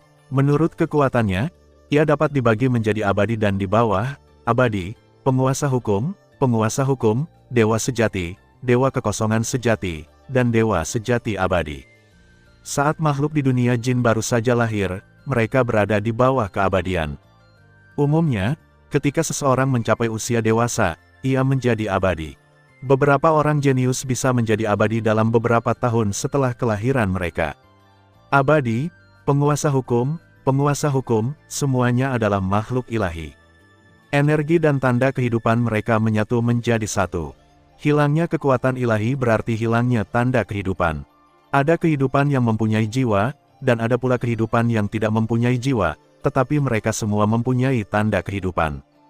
Semakin banyak tanda kehidupan yang hilang, semakin besar dampaknya pada kekuatan Anda. Jika Anda kehilangan 50% tubuh dewa Anda akan kehilangan lebih dari 90% kekuatan Anda. Inilah kelemahan kehidupan ilahi. Setelah Anda menjadi dewa sejati, kemudian Anda benar-benar dapat kembali ke asal-usul Anda, seperti ketika seorang bayi lahir, ia kembali ke bentuk kehidupan aslinya yang sebenarnya. Jika itu adalah kehidupan dari daging dan darah, itu tetaplah kehidupan dari daging dan darah. Jika itu adalah kehidupan dari logam, itu tetaplah kehidupan dari logam, Seperti kehidupan daging dan darah. Kehidupan daging dan darah tidak dapat memuat tanda kehidupan pada daging dan darah, urat dan tulangnya sendiri. Sama seperti penguasa wilayah dan penguasa alam, jiwa dan raga mereka terpisah. Setelah menjadi dewa sejati dan kembali menjadi daging dan darah, jiwa dan raga mereka masih akan terpisah lagi. Energi Tuhan yang sejati adalah tubuh. Artinya, tubuh Tuhan yang benar. Dengan tubuh yang kuat, setiap serat dan sel daging dapat dibakar menjadi energi yang kuat untuk serangan tempur. Jiwa Tuhan yang benar tersembunyi di dalam hati Tuhan yang benar. Dewa sejati, dewa kekosongan sejati, dewa keabadian sejati, semuanya memiliki hati dewa sejati. Yang disebut hati Tuhan yang sejati, dikatakan sebagai jantung, sebenarnya itu adalah ruang rahasia di dalam tubuh dewa sejati. Di ruang rahasia ini, terdapat jiwa dewa sejati, dan pada saat yang sama, ruang rahasia ini juga terhubung dengan alam semesta kecilnya sendiri. Tidak peduli seberapa jauh Tuhan sejati dari alam semesta kecilnya, melalui hubungan ini, energi yang diubah dan diserap oleh alam semesta kecil dapat ditransfer ke hati Tuhan sejati untuk mengisi kembali konsumsi tubuh. Ada 3 cara untuk membunuh dewa sejati. Yang pertama adalah menghancurkan sepenuhnya tubuh dewa sejati, yaitu menghancurkan dewa sejati dari tingkat fisik. Tipe kedua adalah serangan jiwa. Bunuh jiwa dewa sejati secara langsung, dan dewa sejati akan jatuh secara alami. Tipe ketiga, dan yang paling umum, adalah serangan yang melampaui batas kemampuan dewa sejati untuk bertahan berulang kali. Pukulan yang kuat akan terus menyebabkan ruang tersembunyi di dalam tubuh Tuhan yang benar, yaitu hati Tuhan yang benar, mulai rusak atau bahkan hancur. Begitu hati Tuhan yang benar runtuh, Tuhan yang benar akan mati secara alami. Ini seperti orang biasa yang mengenakan baju besi baja dan terkena palu. Mungkin tidak ada bekas luka di permukaan orang biasa, tetapi dampak kekerasannya menghancurkan jantung dan organ dalam hidup-hidup. Sebuah kebenaran. Oleh karena itu, semakin kuat tubuh dewa-dewa sejati, semakin besar ukurannya, dan semakin kuat pertahanannya, secara alami semakin kuat pula perlawanannya. Maka dampaknya terhadap hati Tuhan yang sejati akan semakin lemah. Jika tubuh Anda dapat menahan semua serangan, hati Tuhan yang sejati tidak akan terpengaruh oleh dampak apapun, dan secara alami akan baik-baik saja. Hal ini tidak hanya berlaku untuk kehidupan daging dan darah, tetapi juga untuk kehidupan logam, kehidupan batuan, kehidupan tumbuhan, Del. Ketika Anda menjadi dewa sejati, tubuh dan jiwa Anda secara alami akan terpisah. Oleh karena itu, tidak peduli berapa banyak energi yang dikonsumsi oleh dewa sejati, hal itu tidak akan membahayakan jiwanya. Karena dewa sejati membakar apa yang disebut kekuatan ilahi dan membakar tubuh dewa sejati, itu tidak mengandung tanda jiwa dan kehidupannya sendiri. Tuhan yang benar memiliki alam semesta kecil. Namun, alam semesta kecil ini adalah evolusi dan kelahiran kerajaan Tuhan, dan tidak diciptakan oleh Tuhan yang benar melalui wawasannya sendiri. Selanjutnya, Tuhan yang sejati harus memahami evolusi dan kelahiran alam semesta, memahami hukum, memahami misteri segala sesuatu, dan seterusnya. Hingga, benar-benar mengendalikan kekosongan. Satu pemikiran, dan kekosongan menjadi. Saat ini, dia adalah dewa kekosongan sejati. Dewa kekosongan yang sejati terus berkembang dan memperoleh lebih banyak wawasan, hingga ia mencapai tingkat evolusi ekstrim di seluruh alam semesta, dan bahkan dapat menciptakan miniatur alam semesta dalam sekejap. Dengan satu pemikiran, alam semesta menjadi ada. Dia adalah Tuhan sejati yang kekal.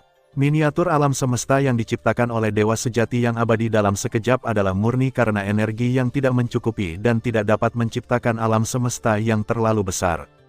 Ia hanya menciptakan miniatur alam semesta sebagai medan perang. Begitu hatinya bergerak, puluhan ribu tahun cahaya di sekitarnya memasuki miniatur alam semesta. Dewa sejati yang abadi adalah penguasa miniatur alam semesta ini. Kecuali ukurannya yang lebih kecil, semua misteri lainnya pada dasarnya sama dengan misteri alam semesta kecil yang sebenarnya. Kekuatannya begitu besar sehingga dewa sejati yang abadi benar-benar dapat menyapu seluruh dewa sejati yang kekosongan. Bayangkan sebuah alam semesta kecil tercipta dalam satu pikiran, dan dewa kekosongan sejati terselubung di dalamnya. Sepertinya dewa sejati telah memasuki alam semesta kecil dewa sejati lainnya. Di alam semesta kecilnya sendiri, dewa sejati adalah eksistensi yang tak terkalahkan. Alasan yang sama, tidak peduli seberapa kuat dewa kekosongan sejati, dia tetap harus berlutut ketika dihadapkan pada ciptaan kosmik dewa sejati yang abadi. Kecuali Anda memiliki harta karun dengan level yang sama yang dapat bersaing dengannya. Inilah Tuhan sejati yang kekal. Tidak peduli jalan mana yang diambil, jalan asal mula air dan api, jalan ruang dan waktu, jalan pisau, atau jalan kapak, itulah jalan tertinggi yang bisa dicapai. Lebih jauh lagi, alam kekacauan, yaitu memahami 10 hukum fusi asli dan mengendalikan hukum kekacauan. Itu adalah tingkat yang lebih tinggi, ada 4 dewa sejati yang abadi di seluruh dunia jin. Mereka adalah 4 jenderal yang memimpin 4 pasukan di Tenggara, Barat Laut, dan Barat Laut. Mereka menguasai seluruh dunia jin dan memiliki status tertinggi. Jika dewa kekosongan sejati lainnya menerobos dan menjadi dewa sejati abadi, maka dewa sejati abadi ini dapat langsung meninggalkan dunia jin untuk mengikuti Yang Mulia Raja Dewa dan bertarung demi Yang Mulia Raja Dewa. Seperti prajurit lainnya, mereka harus dipanggil oleh Yang Mulia Raja Dewa sebelum mereka bisa keluar. Tapi dewa sejati yang abadi bisa langsung keluar sendiri. Yunhe menghela nafas saat melihat ini. Keluar dengan bebas, ikuti Yang Mulia Raja Dewa. Jika Yang Mulia Raja Dewa masih hidup, maka dewa abadi di bawah komandonya sudah cukup untuk keluar dan bertarung demi dia. Tapi sekarang, Yang Mulia Raja Dewa telah meninggal, dia bereinkarnasi. Menurut asal-usul alam semesta asli, semua makhluk di dunia jin akan mati selama mereka meninggalkan dunia jin. Saya khawatir selama bertahun-tahun, bahkan jika kadang-kadang ada orang kuat tak tertandingi yang menjadi dewa sejati yang abadi, dia penuh dengan harapan dan meninggalkan dunia jin, berpikir untuk mengikuti Yang Mulia Raja Dewa. Tapi begitu dia pergi, saya khawatir dia akan dimusnahkan. Yunhe menyesali hal itu. Itulah Tuhan sejati yang kekal. Saya tidak tahu berapa lama waktu yang dibutuhkan untuk melahirkan sebuah eksistensi. Apakah hanya terbuang sia-sia seperti ini? Begitu dia lahir, dia langsung dimusnahkan setelah meninggalkan dunia jin. Saya tidak tahu apakah kesadaran virtual yang ditinggalkan oleh Raja Dewa, kesadaran Raja Dewa yang diam-diam mengendalikan seluruh dunia jin, telah menghentikan semua ini. Singkatnya, di dunia jin, dewa kekosongan sejati adalah penguasa. Dewa sejati yang abadi adalah keberadaan yang benar-benar menyendiri. Bahkan di bawah komando Raja Dewa, dia adalah menteri besar dengan status yang sangat tinggi. Namun, Sama seperti Tuhan sejati juga mempunyai kelebihan dan kekurangan. Hal yang sama berlaku untuk dewa kekosongan sejati dan dewa keabadian sejati. Masih ada kesenjangan besar di antara keduanya. Selain teknik rahasia, harta karun, ada juga beberapa korelasi dengan ukuran alam semesta kecil milik seseorang. Jangan bicara tentang alam semesta kecil milik Tuhan yang sebenarnya, yang umumnya berdiameter seragam 100 juta tahun cahaya. Tentu saja, Yun He dan kemudian Luo Feng merupakan pengecualian. Di antaranya, alam semesta kecil dewa kekosongan sejati memiliki diameter minimal 1 miliar tahun cahaya dan diameter maksimum 10 miliar tahun cahaya. Seperti dua tempat suci alam semesta dan laut. Alam semesta di tanah suci bulan ungu lebih kecil, 2,1 miliar tahun cahaya. Alam semesta tanah suci Kaisar Timur lebih besar, 3,2 miliar tahun cahaya. Setidaknya dilihat dari diameter alam semesta tanah suci, nenek moyang Kaisar Timur dan Ziyue keduanya adalah dewa kekosongan sejati.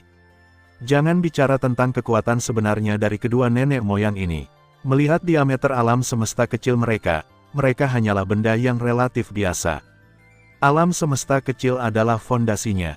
Alam semesta kecil dapat menyerap energi dari dunia luar dan mengubahnya menjadi kekuatan ilahi, yang dapat diserap oleh yang kuat. Tentu saja, semakin besar volumenya, semakin baik.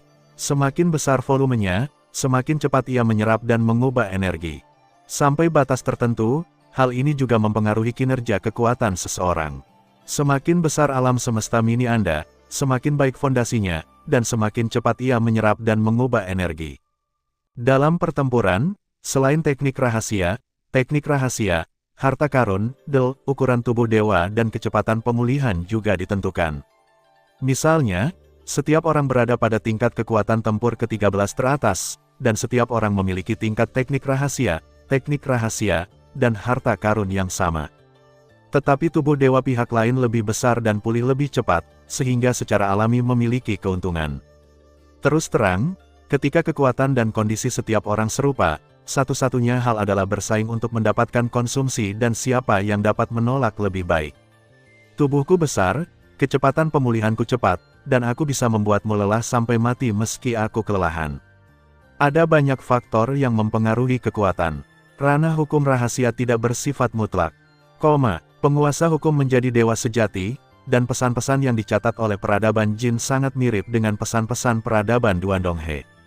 Menjadi dewa sejati terutama dibagi menjadi jalur kekuatan ilahi dan jalur hukum. Di antaranya, jalur hukum merupakan jalur yang paling mudah dan umum. Jika penguasa hukum umum dapat menciptakan metode rahasia tingkat 6, dia dapat berhasil menerobos dan menjadi dewa sejati. Tetapi jika Anda memilih jalur kekuatan ilahi, itu akan sulit. Dan begitu Anda memilih jalur kekuatan ilahi, bahkan jika Anda berhasil, itu dapat dibagi menjadi 3 tingkatan sesuai dengan tingkat genetik. Di bawah 30.000 kali, selama Anda berhasil menembus gen 10.081 kali, Anda bisa menjadi dewa sejati kapan saja, tetapi tidak jauh berbeda dengan dewa sejati jalur hukum. 30.000 kali adalah level pertama, 60.000 kali adalah level kedua. Terutama level ketiga, yang mencapai 90.000 kali lipat gen, hanyalah sebuah legenda. Menurut catatan informasi peradaban Jin, dari jalur kekuatan ilahi, gen kehidupan ingin mencapai 90.000 kali lipat untuk menjadi dewa sejati. Tingkat kesulitannya sebanding dengan menjadi dewa sejati yang abadi. Dewa sejati manapun yang gen kehidupannya mencapai 90.000 kali lipat pencapaiannya dapat dengan mudah menjadi dewa kehampaan sejati. Bahkan menjadi dewa sejati yang abadi tidak akan terlalu sulit. Pada dasarnya, jika penguasa hukum bisa menjadi dewa sejati dengan gennya 90.000 kali lipat, pada dasarnya dia akan menjadi dewa sejati yang abadi di masa depan.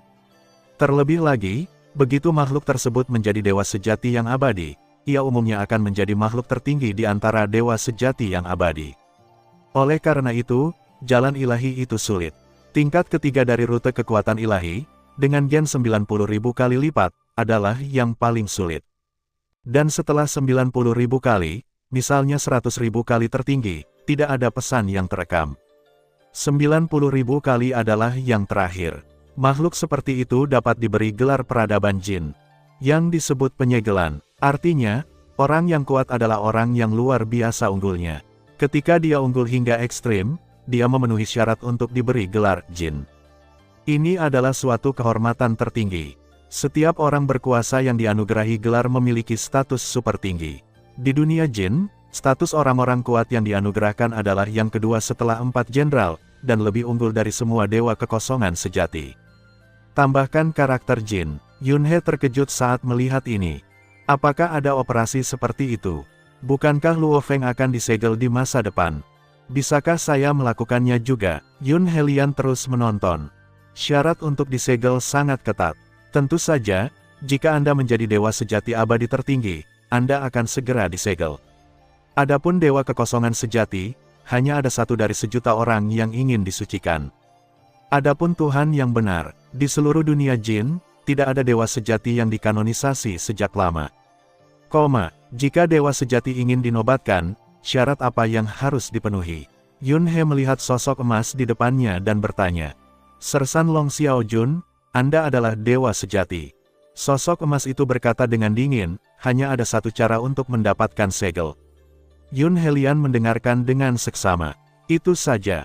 Sosok emas itu berkata, 2 syarat. Selama Anda memenuhi 2 syarat ini, keempat jenderal akan memverifikasinya secara pribadi. Begitu Anda memenuhinya, Anda akan langsung disegel.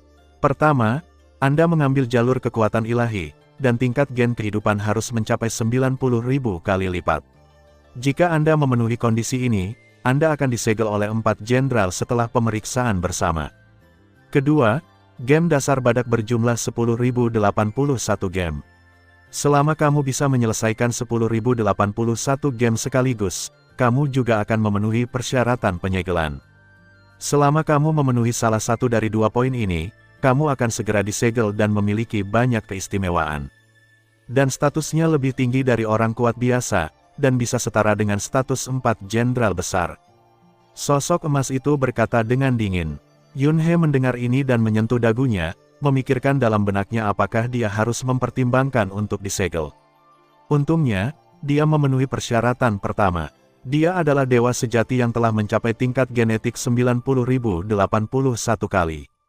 Adapun permintaan kedua, Yunhe memilih untuk mengabaikannya. Selesaikan 10.081 gem badak sekaligus. Bukankah orang tua ini, tamu gunung duduk, jadi gila? Tapi kondisi yang ditetapkan oleh Yang Mulia Raja Dewa. Yunhe mau tidak mau bertanya. Ya, Yang Mulia, Raja Dewa yang Agung, secara pribadi merumuskannya. Yunhe terdiam, dia hanya bisa mengatakan bahwa si Sanke benar-benar frustasi dan gila saat itu. Dia adalah yang terbawah di antara Raja Dewa, dan persyaratannya sangat tinggi. Kaisar Badak menyelesaikan 10.081 gem berturut-turut. Tergantung pada tingkat pemahaman yang menakutkan dan menantang surga manakah yang diperlukan untuk melakukan hal ini. Meskipun tidak ada batasan waktu yang ditentukan, berapa lama waktu yang dibutuhkan untuk menyelesaikan semua 10.081 gem biro badak sekaligus? Itu gila. Anda tahu, di benua asal, di peradaban kuno, bahkan keberadaan alam kekacauan, dan bahkan Raja Dewa, suka bermain melawan satu sama lain ketika tidak ada pekerjaan. Biarkan dewa sejati menyelesaikan game 10.081. Mari kita tidak membicarakan putaran sebelumnya. Putaran 10.081 dikatakan tanpa putaran. Ini gila. Apa yang diminta Duan Donghewu dari ahli warisnya? Hanya 6.000 putaran. Anda bisa langsung menjadi Duan Donghe berikutnya tanpa memfilter. 10.081 permainan. Begitu seorang jenius, orang yang luar biasa muncul, mungkin tidak akan sulit baginya untuk menjadi Raja Dewa yang baru di masa depan. Tinggalkan kantor senjata. Yunhe, Juax dan Luo Feng berpisah dan masing-masing kembali ke kamp. Pada akhirnya, setelah mempertimbangkan dengan cermat, Yunhe memilih untuk tidak menyegelnya untuk sementara. Dia belum siap menghadapi kesadaran virtual yang ditinggalkan oleh Raja Dewa. Saya tidak ingin menyebabkan kecelakaan. Teknik Lei Yuan adalah teknik rahasia warisan yang ditinggalkan oleh makhluk tingkat penguasa Hunyuan, Yuan. Teknik ini dijaga oleh semangat teknik rahasia. Teknik rahasia ini pernah menyebabkan perselisihan berdarah di benua asal. Raja Dewa Jin merebutnya, tetapi gagal mendapatkan persetujuan dari semangat teknik rahasia tersebut, sehingga dia tidak dapat mempraktikkannya. Pada akhirnya hanya bisa digunakan sebagai cadangan, tinggal di dunia Jin, menunggu mereka yang berhasil berlatih Liyuan Su. Teknik Liyuan jelas lebih cocok untuk Luo Feng. Karena Luo Feng telah mempelajari kode rahasia 9 kesengsaraan, yang tidak hanya mengubah tingkat genetik, tetapi juga mengubah jiwa. Saat mewarisi teknik Lian Yuan, prosesnya sebanding dengan proses mengenali penguasa menara bintang. Jiwa bisa runtuh kapan saja. Luo Feng jelas sangat berpengalaman, dan hanya Luo Feng yang memiliki kemungkinan sukses. Selain itu, teknik Liyuan diciptakan oleh Yuan dan merupakan peluang warisan yang tersisa di dunia Hunyuan ini. Yun He ingat ketika dia menerobos dan menjadi dewa sejati, kehendak Yuan telah datang dan dia bertanding dengan makhluk yang disebut Wu Yin. Melihat sikap Yuan saat itu, terlihat jelas bahwa dia sangat marah dan muak dengan tindakan orang tersebut yang tidak beralasan. Oleh karena itu, Yun He tidak ingin berurusan dengan Yuan. Yun He adalah penyebab yang ditanamkan oleh makhluk tanpa sebab, dan jelas dia tidak akan terlihat oleh Yuan Tao. Oleh karena itu, jika dia secara paksa mempraktikkan teknik Lian Yuan, akibatnya hanya jiwanya yang runtuh dan mati, dan tidak ada kemungkinan berhasil. Mengesampingkan semua ini, Yun He tidak ingin merebut kesempatan yang dimiliki Luo Feng. Bagaimanapun, setelah bertahun-tahun bergaul satu sama lain, Yun He telah lama menganggap Luo Feng sebagai saudara sejati. Waktu berlalu. Begitu saja, dalam sekejap mata, era pertama Yun He dan yang lainnya datang ke dunia jin telah berlalu. Usia kedua, makhluk humanoid raksasa itu masih tergeletak di laut kosmik. Dan orang-orang kuat dari kekuatan besar, yang telah tenang di lautan kosmik selama beberapa waktu, juga telah tiba di sini satu demi satu. Suara mendesing, suara mendesing, suara mendesing, suara mendesing, suara mendesing. Aliran cahaya berbagai warna menerobos kehampaan, terbang ke celah besar di antara bibir makhluk humanoid itu, dan memasuki tubuhnya. Alam semesta kecil berada dalam kehampaan di luar dunia jinsi. Ada harta karun seperti istana yang melayang di udara, berasal dari berbagai kekuatan di 3 era reinkarnasi utama lautan alam semesta, serta 2 alam semesta tanah suci. Jika kita berbicara tentang era pertama, kami hanya mengirimkan pasukan pendahulu untuk menjelajah. Dan kali ini adalah entry skala besar pertama yang sebenarnya. Di antara banyak harta karun seperti istana yang seperti bintang yang bersinar terang, orang-orang kuat dari berbagai kekuatan berkumpul. Skala masuknya kelompok ini akan sangat kuat. Menurut statistik yang tidak lengkap, jumlah orang kuat yang memasuki dunia jin melebihi 1000. Bahkan manusia Hongmeng mengirimkan tiruan penguasa alam semesta ke dalamnya. Kali ini, kecuali Luo Feng yang mengirim tiruan Yuhai untuk memimpin penguasa alam semesta dari Hongmeng, baik Yun He maupun Juax tidak mau repot-repot muncul. Karena penguasa alam semesta yang memasuki dunia jin semuanya adalah penguasa alam semesta alien milik Hongmeng, dan jumlahnya hanya 3. Penguasa alam semesta dari umat manusia tidak masuk sama sekali. Karena penguasa alam semesta umat manusia memiliki bimbingan warisan Duan Donghe, dan teknik rahasia pembakaran ilahi juga dikuasai oleh manusia, sehingga tidak mutlak diperlukan untuk segala sesuatu di dunia jin. Cukup dengan memiliki Yun He, kapak raksasa, dan Luo Feng di dalamnya. Ingin mendapatkan harta karun setingkat dewa. Belum lagi kemungkinan tersingkir jika penguasa hukum bergabung dengan tentara biasa, bahkan jika Anda bergabung dengan tentara, Anda mungkin tidak dapat memperoleh pahala militer yang cukup untuk menebusnya tidak peduli seberapa keras Anda bekerja selama ratusan ribu zaman. Adapun 3 master alam semesta Hongmeng yang memiliki klon, mereka memilih masuk karena ingin bersaing. Umat manusia juga tidak menghentikan hal ini. Zaman kedua dimulai. Misi kedua Yun He dan yang lainnya menjadi tentara juga dimulai. Kali ini misi Yun He hanyalah misi militer biasa. Sangat sederhana, pergilah keluar dan berburu dewa sejati yang kuat. Baik suku maupun binatang eksotik dapat diterima. Tidak ada ketentuan lokasi, tidak ada ketentuan kekuasaan, asalkan dewa yang benar. Oleh karena itu, dalam waktu 1 bulan setelah menerima tugas tersebut, Yun He dan Juax menyelesaikan tugas tersebut. Luo Feng, sebaliknya, memilih untuk melakukan tugas utama pelarian sempit. Pergi ke lembah Raja Dewa dan masuk ke Menara Wuki. Waktu berlalu. Di era kedua, hampir 5000 tahun telah berlalu. Hari ini, Yun He sedang berkultivasi dengan tenang di domain batu hitam di kamp tentara Long Qiao. Di dalam menara hitam, di aula utama di lantai paling atas, di singgasana hitam, Yun He menutup matanya dan merenungkan hukum fusi. Tiba-tiba, bas, waktu dan ruang di sekitarnya tiba-tiba berubah. Yun He tiba-tiba membuka matanya, dengan ekspresi kaget di wajahnya. Ledakan, kekuatan yang tak terlukiskan langsung menimpa Yun He. Dalam sekejap, sosok Yun He menghilang tanpa suara. Dan semua ini, di seluruh tentara Long Xiao dan seluruh kamp tentara timur, tidak ada orang kuat yang dapat menemukannya. Lembah Para Dewa, itu adalah tempat di mana Raja Dewa Agung tinggal. Di Lembah Para Dewa terdapat sebuah menara Wuki. Bangunan ini tingginya 9 lantai. Lantai 9 adalah yang tertinggi dan tetap menjadi yang tertinggi hingga saat ini. Hanya Yang Mulia Raja Dewa yang pernah memasuki lantai 9. Saat ini, lantai 5 gedung Wuki, ini adalah dunia es dan salju yang luas. Sosok Yun He tiba-tiba muncul di sini. Dia melihat sekeliling. Di seluruh dunia es dan salju yang luas, hanya dialah satu-satunya yang ada. Dia bahkan tidak tahu di mana dia berada saat ini. Saat ini, masih ada bekas keterkejutan di wajahnya. Dia sedang berlatih di kamp tentara Long Qiao ketika tiba-tiba terjadi perubahan ruang dan waktu, dan dalam sekejap mata, dia diteleportasi ke sini. Yun He menyipitkan matanya sedikit, menahan keterkejutan di hatinya, dan berkata diam-diam, mampu memindahkanku secara diam-diam dari kamp militer ke tempat yang tidak diketahui ini. Untuk melakukan ini, seseorang harus menjadi salah satu dari 4 jenderal, atau hanya kesadaran virtual Raja Dewa yang bisa melakukannya. Apakah itu 4 jenderal atau kesadaran virtual Raja Dewa? Pikir Yun He dalam benaknya, dan dia lebih cenderung berpikir bahwa kesadaran virtual Raja Dewalah yang bertanggung jawab. Ledakan, angin dan salju di sekitarnya tiba-tiba menyapu, menutupi awan dan sungai. Pada saat yang sama, sebuah suara lama terdengar langsung di benak Yun He, "Sersan Yun He, ini adalah lantai 5 Menara Wuki. Lawan yang kuat akan muncul. Selama kamu mengalahkannya, kamu bisa memasuki lantai 6. Kegagalan, mati."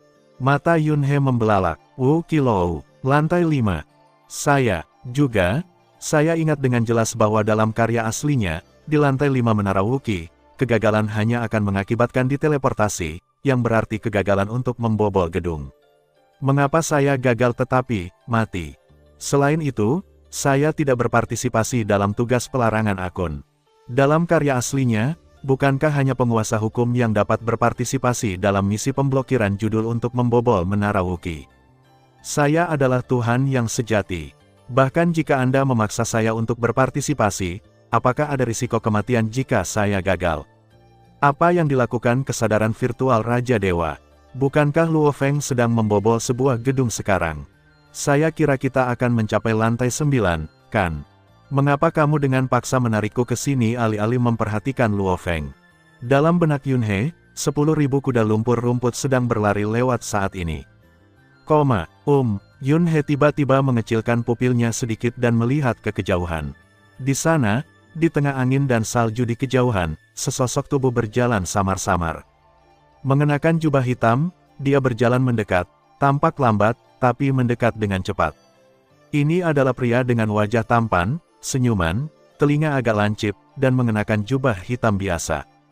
Dia memandang Yun He dan tersenyum, "Sersan Yun He, energi yang saya gunakan akan sama dengan energi Anda, yaitu 90.000 kali tingkat gen dewa sejati.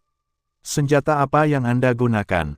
Ketika Yun He mendengar ini, pupil matanya tiba-tiba menyusut menjadi bentuk yang tepat. Pada saat yang sama, dia merasa tercerahkan di dalam hatinya. Benar saja, kesadaran virtual dari Raja Dewa lah yang berada di balik ini. Dia tahu bahwa tingkat genetiknya 90.000 kali lipat. Hal ini juga tidak mengherankan. Seluruh dunia jin berada di bawah kendalinya.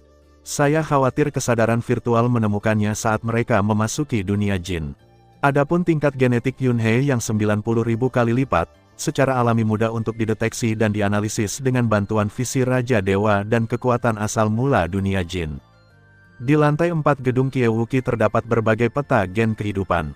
Luo Feng menggunakan ini untuk secara langsung meningkatkan level genetik hingga 60.000 kali lipat. Tentunya, Raja Dewa Jin juga melakukan banyak penelitian tentang gen kehidupan saat itu. Tahukah Anda, warisan semacam ini bahkan tidak ada di peradaban Donghe. Yun He, orang luar di dunia jin, juga merupakan dewa sejati dengan tingkat genetik 90.081 kali lipat. Saya khawatir kesadaran virtual Raja Dewa telah diam-diam memperhatikannya sejak lama. Yunhe membalik tangannya dan mengeluarkan duri hitam itu. Gunakan pistol. Pria berjubah hitam itu tersenyum dan mengangguk. Lalu, aku melihatnya mengulurkan tangannya. Kepingan salju di sekitarnya tiba-tiba berkumpul dengan cepat dan dengan cepat mengembun menjadi pistol es yang putih dan jernih. Di saat yang sama, pria tampan berjubah hitam itu mulai memancarkan semangat juang yang melonjak, bahkan samar-samar tampak berubah menjadi tombak. Tombak yang sepertinya mampu menembus ruang dan waktu kapan saja. Semangat juang yang kuat itu terus-menerus menindas Xiang Yunhe. Yunhe menyipitkan matanya sedikit, dan menjadi sedikit berhati-hati di dalam hatinya.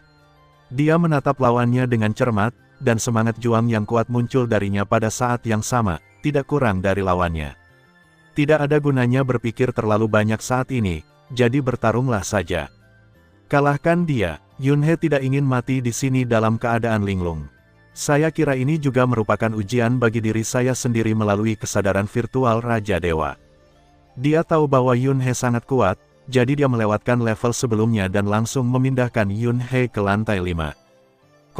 Sangat bagus. Pria tampan berjubah hitam itu menyeringai, ambil foto pertamaku. Sosok pria berjubah hitam itu seperti hantu, bergerak dengan tombak di tangannya. Tiba-tiba, bayangan senjata putih muncul dari udara tipis di seluruh langit, bercampur dengan angin dan salju, tampak sangat halus dan mengandung niat membunuh yang tak ada habisnya. Bayangan senjata muncul satu demi satu. Hampir seketika, ratusan juta bayangan senjata muncul di depan Yunhe, seolah-olah dia terjebak dalam dunia bayangan senjata. Pemandangan bayangan senjata yang tak terhitung jumlahnya membuat Yunhe mengerutkan kening.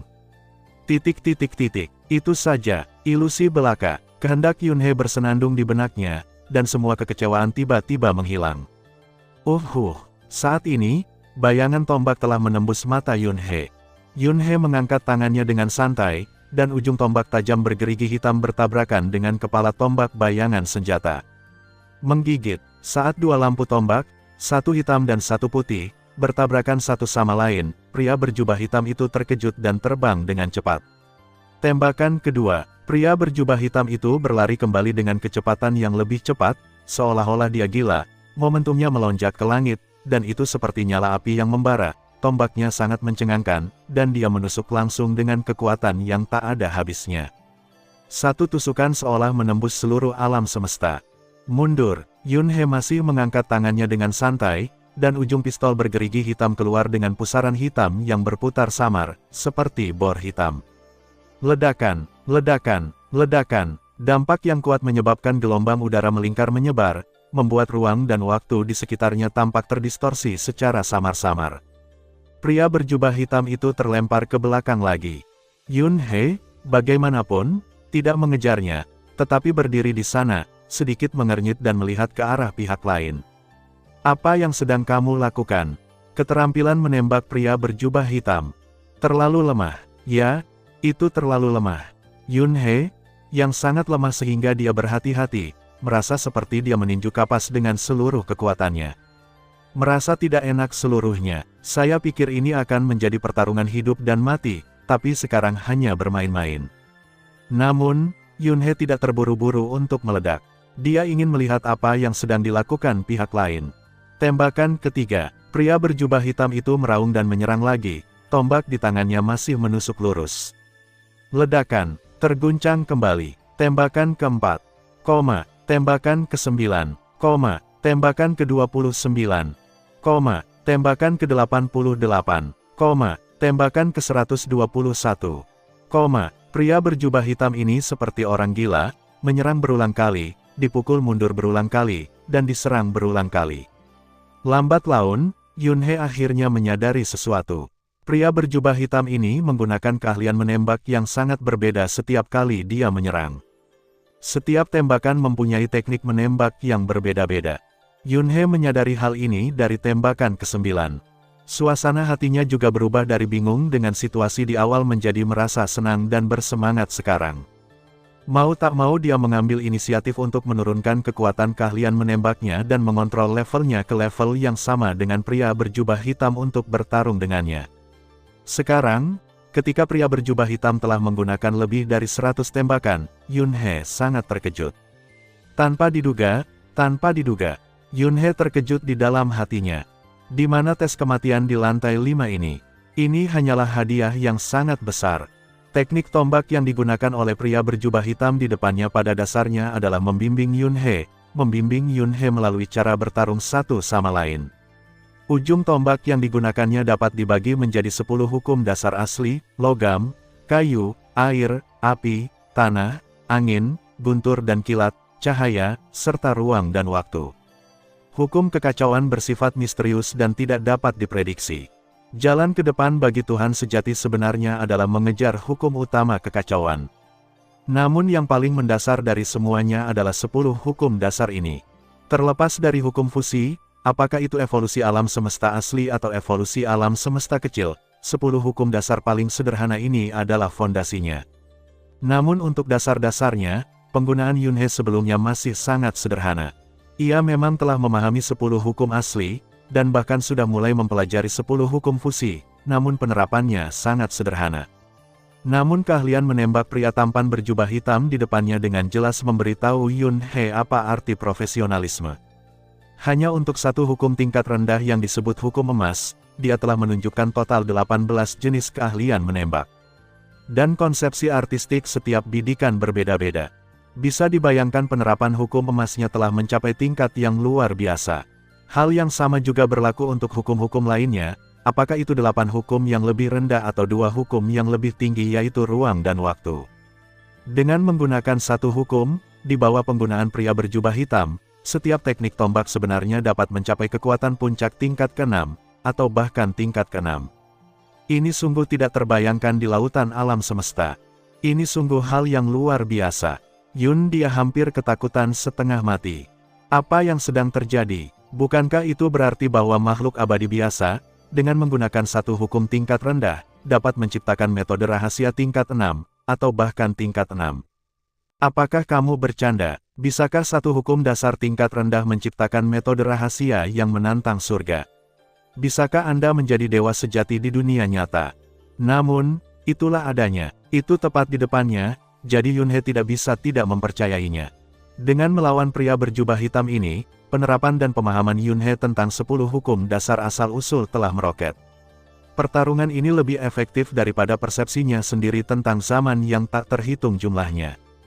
Hal ini juga sangat memperluas wawasannya. Ternyata satu hukum dasar, yang diterapkan secara ekstrim, bisa menjadi sangat kuat. Bagaimana jika kita menerapkan kedua hukum fusi ini secara ekstrim? Yun He tidak bisa tidak memikirkan asal-usul air dan api Jie Fancy. Perpaduan terakhir dari dua hukum, kekuatannya dapat mencapai tingkat dewa sejati yang abadi. Satu pemikiran dan alam semesta terwujud. Salah, aku pernah salah sebelumnya, gumam Yun He. Di masa lalu, dia hanya fokus pada pemahaman hukum, tetapi tidak pernah memikirkan bagaimana menggunakan hukum yang dipahami sepenuhnya ini untuk mengerahkan kekuatan terbesarnya. Keahlian menembak pria berjubah hitam itu membuat Yun He takjub dan membuatnya terengah-engah. Teknik keahlian menembak ini semuanya berada pada level teratas dari level ke-6. Bagi Yun He, teknik rahasia ini hanyalah lelucon dan tidak memiliki ancaman sama sekali. Namun bagaimana jika semua keahlian menembak ini diciptakan oleh satu hukum dasar? Hal ini membuat Yun He sangat kagum dan terkejut. Jadi, saat melawan pria berjubah hitam, Yun He, inkarnasi kekuatan suci yang tersisa di ruang pilar batu berpola hitam di kapal luar angkasa, terus-menerus memahami dan merenungkan setiap gerakan tombak dengan kecepatan ratusan ribu kali. Dia telah sepenuhnya memahami 10 hukum asli, 8 hukum fusi, dan juga mulai memahami 10 hukum fusi. Dari segi dunia, dia sudah berdiri sangat tinggi. Sekarang ketika saya kembali mempelajari satu hukum dasar, tentu terasa sangat sederhana. Saya hanya dibatasi oleh pemikiran saya sebelumnya, jadi saya tidak mengharapkan ini. Sekarang pikiran saya telah terbuka, tidak sulit untuk kembali dan mempelajarinya. Dengan ranah Yun He, tentu saja tidak sulit. Setelah tembakan ke 1800, hukum tunggal telah diterapkan, Berikutnya adalah hukum fusi sistem ganda. 8 hukum fusi langit logam, langit kayu, langit air, waktu guntur, waktu cahaya, del. Ditembak 1801, tembakan ke 1900, tembakan ke 2800, kekuatannya juga mulai meningkat ke level ke-7, lalu level ke-8, level ke-9, hingga puncak level ke-10. Pada titik ini, bahkan Yunhe harus berhati-hati. Tentu saja, selama proses ini, pemahaman Yunhe tentang penerapan hukum fusi sistem ganda juga meroket. Saya memahaminya sebelumnya, tetapi tidak dapat menggunakannya. Sekarang dia telah belajar bagaimana menggunakannya dan memaksimalkan kekuatannya. Ini seperti Anda telah mempelajari karakter Cina, tetapi hanya tahu cara menggunakannya untuk membaca dan membuat kalimat sederhana. Hingga saat ini saya tidak tahu bahwa saya benar-benar dapat menggunakannya untuk menulis artikel yang akan diwariskan dari generasi ke generasi. Saat ini, Yunhe sedang mengalami langkah ini. Saat tembakan ke 3600. Ledakan. Setelah bertarung lagi, pria berjubah hitam mundur jauh, berdiri di atas salju, dan berhenti menyerang untuk sementara. Yunhe terkejut sesaat, lalu berhenti dan tidak mengejar. 3600 tombak pertama adalah fondasinya. Selanjutnya, saya akan menggunakan hukum fusi sistem ganda untuk menampilkan tombak kuat tingkat ke-11. Jika Anda dapat menghentikan saya dengan tingkat tombak yang sama, maka level ini akan menjadi Anda menang, kata pria berjubah hitam. Hukum fusi sistem ganda, level 11. Dia terkejut saat mendengar ini. Hukum fusi sistem ganda saya paling banyak hanya dapat membuat hukum rahasia tingkat 10. Bahkan bukan level 10 teratas. Sekarang Anda ingin saya menggunakan hukum fusi sistem ganda untuk menciptakan metode rahasia tingkat ke-11 untuk melawan Anda. Benar-benar merangsang. Pria berjubah hitam tidak terlalu tidak peduli apa yang dipikirkan Yunhe. Saya melihat pistol es kristal di tangannya menyala, dan untuk sesaat, kepingan salju di sekitarnya berterbangan dan berputar dengan liar. Bangkit, lalu lelaki berjubah hitam itu berteriak keras. Ledakan, kepingan salju yang berterbangan di langit menyapu dan berubah menjadi tornado raksasa. Di tengah tornado raksasa, ada cahaya senjata yang menyilaukan, menghantam Yunhe. Waktu dan ruang sepertinya benar-benar tertembus dan hancur di hadapan cahaya tombak ini. Ledakan, tornado kepingan salju raksasa tampak seperti naga es raksasa, dan cahaya tombak yang menyilaukan seperti tanduk tajam naga es raksasa. Naga es raksasa memancarkan cahaya putih menyilaukan di kehampaan dan menukik ke arahnya. Sukong, tingkat ke-11. Mata Yunhe memantulkan cahaya tombak yang menyilaukan, dan dia mengangkat duri hitam di tangannya dan menusuknya. Cek, boom, Yunhe terlempar ke belakang dan terbang mundur. Datang lagi. Pria berjubah hitam dengan cepat bergegas ke depan dan menusuk tombak di tangannya lagi. Naga es mempesona lainnya menukik. Ledakan. Yunhe dipukul mundur lagi. Dia tidak punya pilihan selain menggunakan hukum fusi sistem ganda saat ini, dan hanya dapat menciptakan metode rahasia tingkat ke-10, yang tidak dapat memblokir kekuatan metode rahasia tingkat ke-11. Pria berjubah hitam sebelumnya mengatakan bahwa dia menggunakan kekuatan yang sama dengan Yunhe, 90.000 kali kekuatan dewa sejati pada tingkat genetik, namun kenyataannya, kekuatan sebenarnya jauh lebih kuat. Kalian pasti tahu kalau Yunhe menggunakan duri hitam untuk meningkatkan kekuatannya satu tingkat, tapi tombak kristal es di tangan pria berjubah hitam itu hanya terbuat dari angin dan salju, bahkan bukan harta karun. Tentu saja, jika Yunhe mengganti armor naga di tubuhnya dengan armor pemakan skala, dia masih bisa meningkatkan kekuatannya satu level. Dia juga dapat menggunakan metode rahasia tingkat ke-11 yang dia buat sebelumnya, atau bahkan metode rahasia tingkat 12 untuk bersaing dengannya. Tapi ini tidak perlu, karena level kelima ini jelas merupakan ujian teknik rahasia dan penggunaan hukum, bukan ujian kekuatan tempur yang sebenarnya. Hanya Yunhe yang menggunakan metode fusi sistem ganda untuk membuat metode rahasia tingkat ke-11 dan berhasil menghentikan lawan. Kalau tidak, semua cara lain tidak ada gunanya.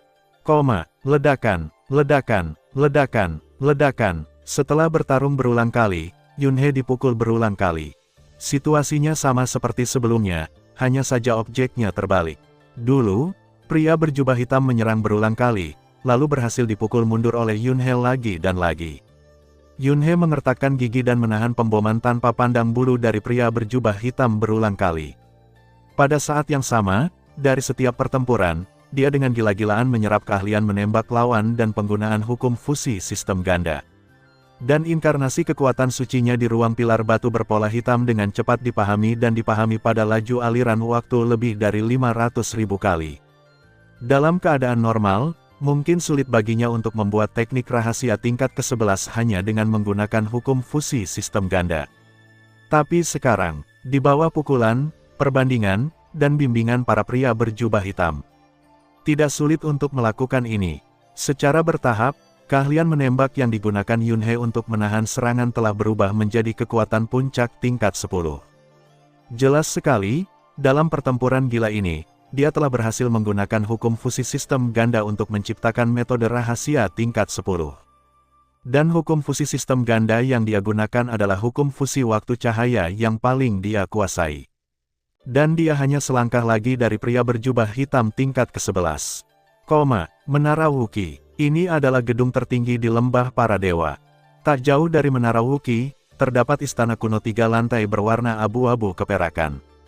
Ada sekelompok penjaga dewa sejati di luar istana ini, yang juga merupakan pusat kekuasaan seluruh penjaga lembah Raja Dewa. Saat ini, di lantai 3 istana abu-abu perak, di aula yang sangat luas, ada 4 singgasana yang sangat besar.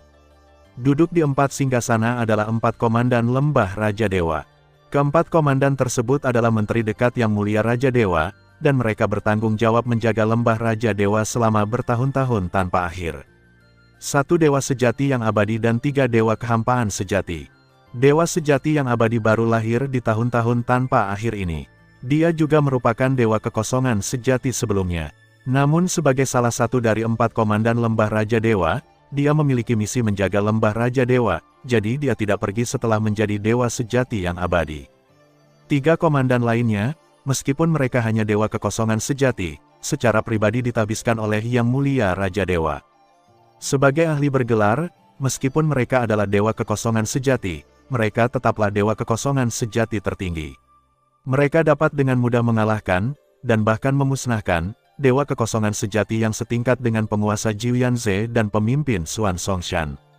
Di 4 singgasana, yang duduk paling kiri adalah kumpulan kabut hitam. Pemiliknya diselimuti kabut hitam dan tidak bisa melihat dengan jelas. Orang kedua dari kiri adalah wanita cantik yang mengenakan baju besi perak. Matanya seperti sumber segala cahaya. Ketika dia memandangnya, rasanya seperti bermandikan cahaya terhangat, dan dia tidak bisa menahan diri untuk tidak jatuh ke dunia cahaya. Di sebelahnya, ketiga dari kiri, duduk seorang pria jangkung dengan baju besi berwarna darah. Komandan lapis baja berwarna darah ini mengenakan helm tempur dengan 9 tanduk keperakan seperti pedang di helmnya, memancarkan kekuatan mendominasi yang tak ada habisnya. Di paling kanan, ada binatang bersisik hitam bercokol. Binatang bersisik ini mempunyai 2 wajah, masing-masing dengan 1 mata. Saat ini, salah satu matanya terbuka, tetapi 1 mata di belakang kepalanya tertutup rapat. 1 mata yang dia buka berwarna hitam pekat, seolah bisa menelan segalanya, memancarkan aura pembunuhan yang tak ada habisnya dan kuat. Di dalam aula utama, 2 gambar besar ditampilkan di layar cahaya yang ditangguhkan. 1 gambar menunjukkan Luo Feng, yang sedang melawan monster bermata 1000 di lantai 6. Gambar lainnya menunjukkan Yunhe di lantai 5, berkelahi dengan pria berjubah hitam.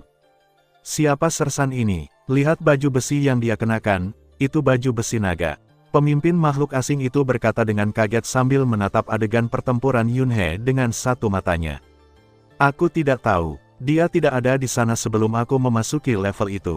Dia sepertinya tiba-tiba muncul di lantai 5. Komandan armor berwarna darah itu menggelengkan kepalanya.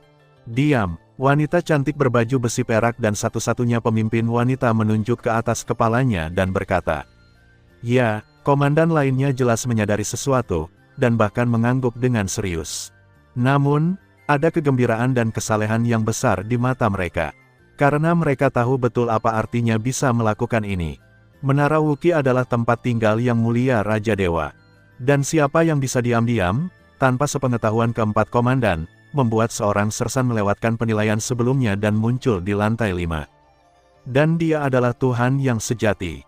Meski dewa sejati ini terlihat sangat kuat, namun, selama bertahun-tahun tanpa akhir, hanya penguasa hukum yang dapat berpartisipasi dalam membobol Menara Wookiee, dan dewa sejati tidak memenuhi syarat. Sekarang ada pengecualian, dan satu-satunya yang bisa melanggar aturan yang ditetapkan oleh Yang Mulia Raja Dewa jelas adalah Yang Mulia Raja Dewa sendiri. Sersan dewa sejati ini sangat kuat. Pantas saja dia langsung muncul di lantai 5 tanpa harus melalui 4 lantai pertama. Lantai 4 adalah hadiah, yang tidak lagi berguna bagi dewa sejati. 3 lantai pertama memang tidak sulit. Sudah lama sekali tidak ada sersan yang bisa masuk ke lantai 5 dan 6. Sekarang, seorang ahli hukum, sersan galaksi, sedang mencoba menembus tingkat ke-6. Saya yakin itu tidak akan sulit baginya.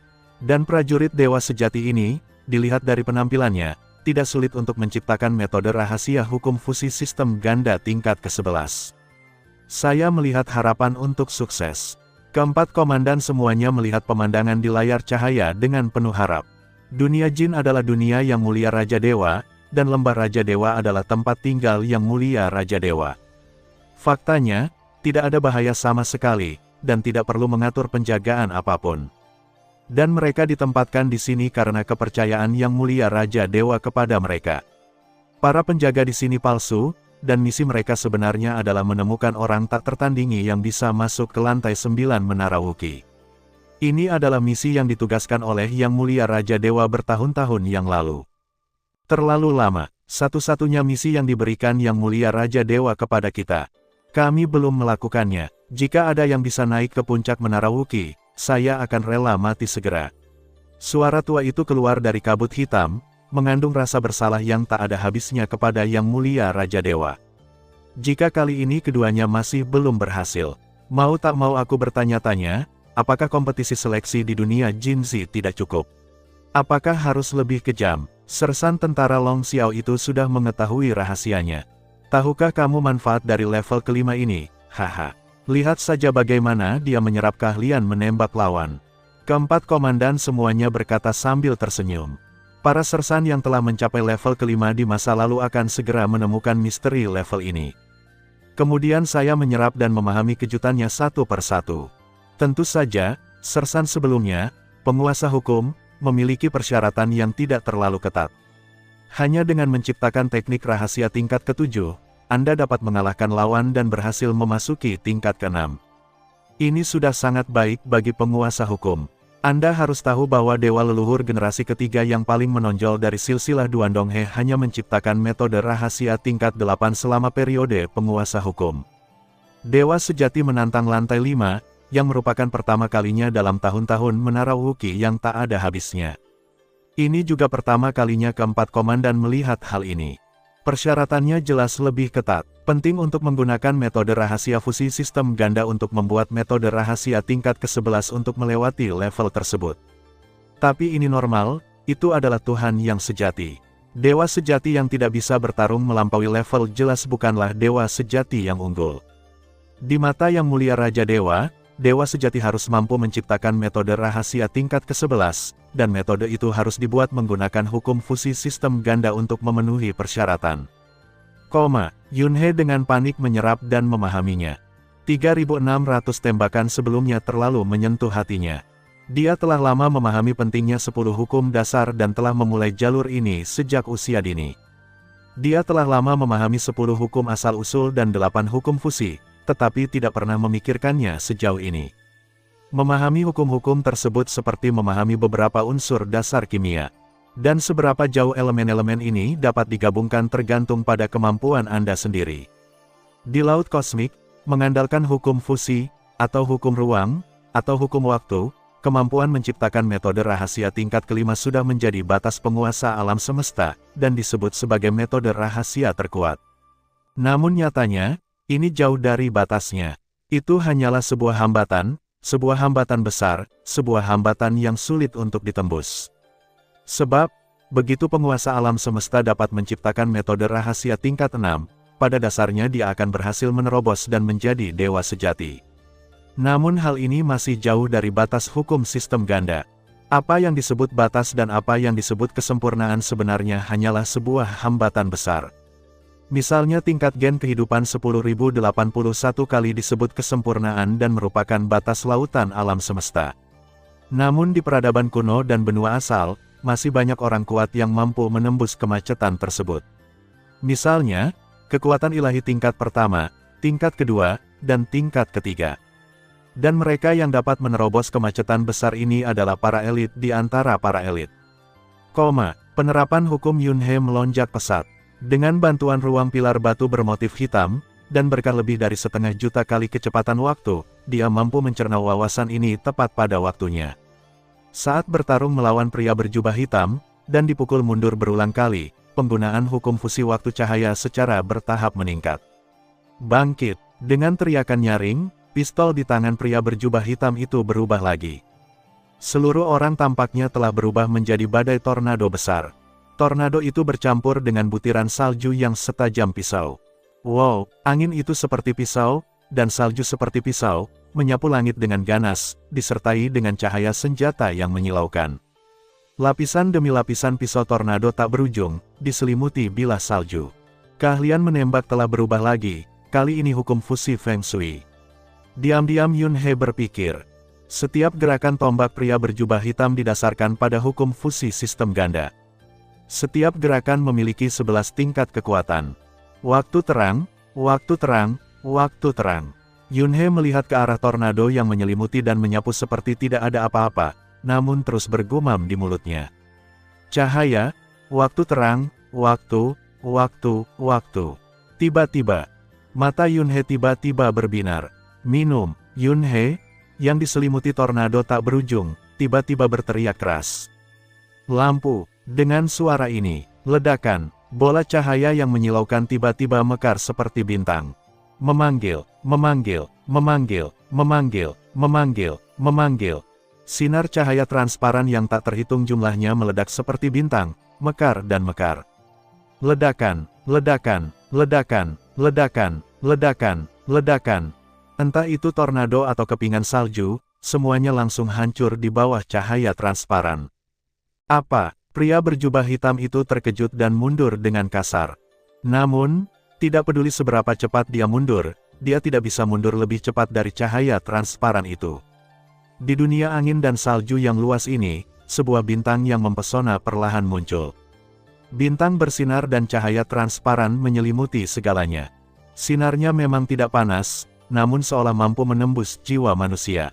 Itu menyengat bola mata dan membuat tidak mungkin untuk melihat langsung. Bintang bersinar melintasi dunia bersalju. Cahaya yang terlihat jelas transparan itu begitu terang dan menyilaukan, seolah-olah telah melampaui batasan ruang dan waktu dalam sekejap dan ada di mana-mana. Lampu, sepertinya tidak ada jarak, mekar dan bersinar sepuasnya. Bangun, pria berjubah hitam itu berteriak, dan momentum senjatanya berubah lagi. Wow, air dan api menyapu dan menyatu membentuk bola air dan api. Pria berjubah hitam menggunakan bola air dan api untuk membungkus dirinya untuk menahan cahaya transparan yang masuk. Memanggil, memanggil, memanggil, memanggil, memanggil, memanggil. Cahayanya bersinar, sinar cahayanya sangat tipis, setipis rambut, dan sangat tajam. Tertawa, tertawa, tertawa, waktu dan ruang sepertinya telah ditembus seluruhnya. Kemanapun perginya, segala sesuatu di sekitarnya tertusuk, seluruh energi, ruang dan waktu tertembus, bahkan bola air dan api pun mudah tertembus.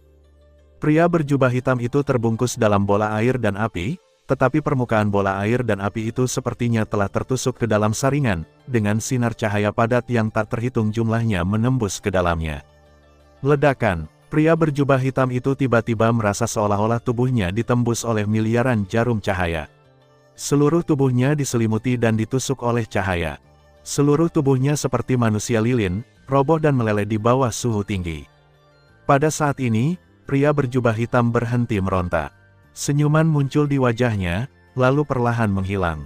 Bola air dan api juga menghilang. Namun cahaya transparan itu masih menyebar di dunia bersalju yang luas. Angin mereda, salju telah mencair, sampai beberapa saat kemudian. Semuanya tenang. Dalam kehampaan, bintang-bintang yang mempesona menghilang. Yunhe melayang di udara, berdiri dengan tenang, dengan mata terpejam, tangan terentang, dan senyuman di bibirnya. Dunia angin dan salju akhirnya kembali damai. Sekilas, itu adalah tanah yang hancur, seperti tanah kiamat yang telah dirusak oleh bom yang tak terhitung jumlahnya.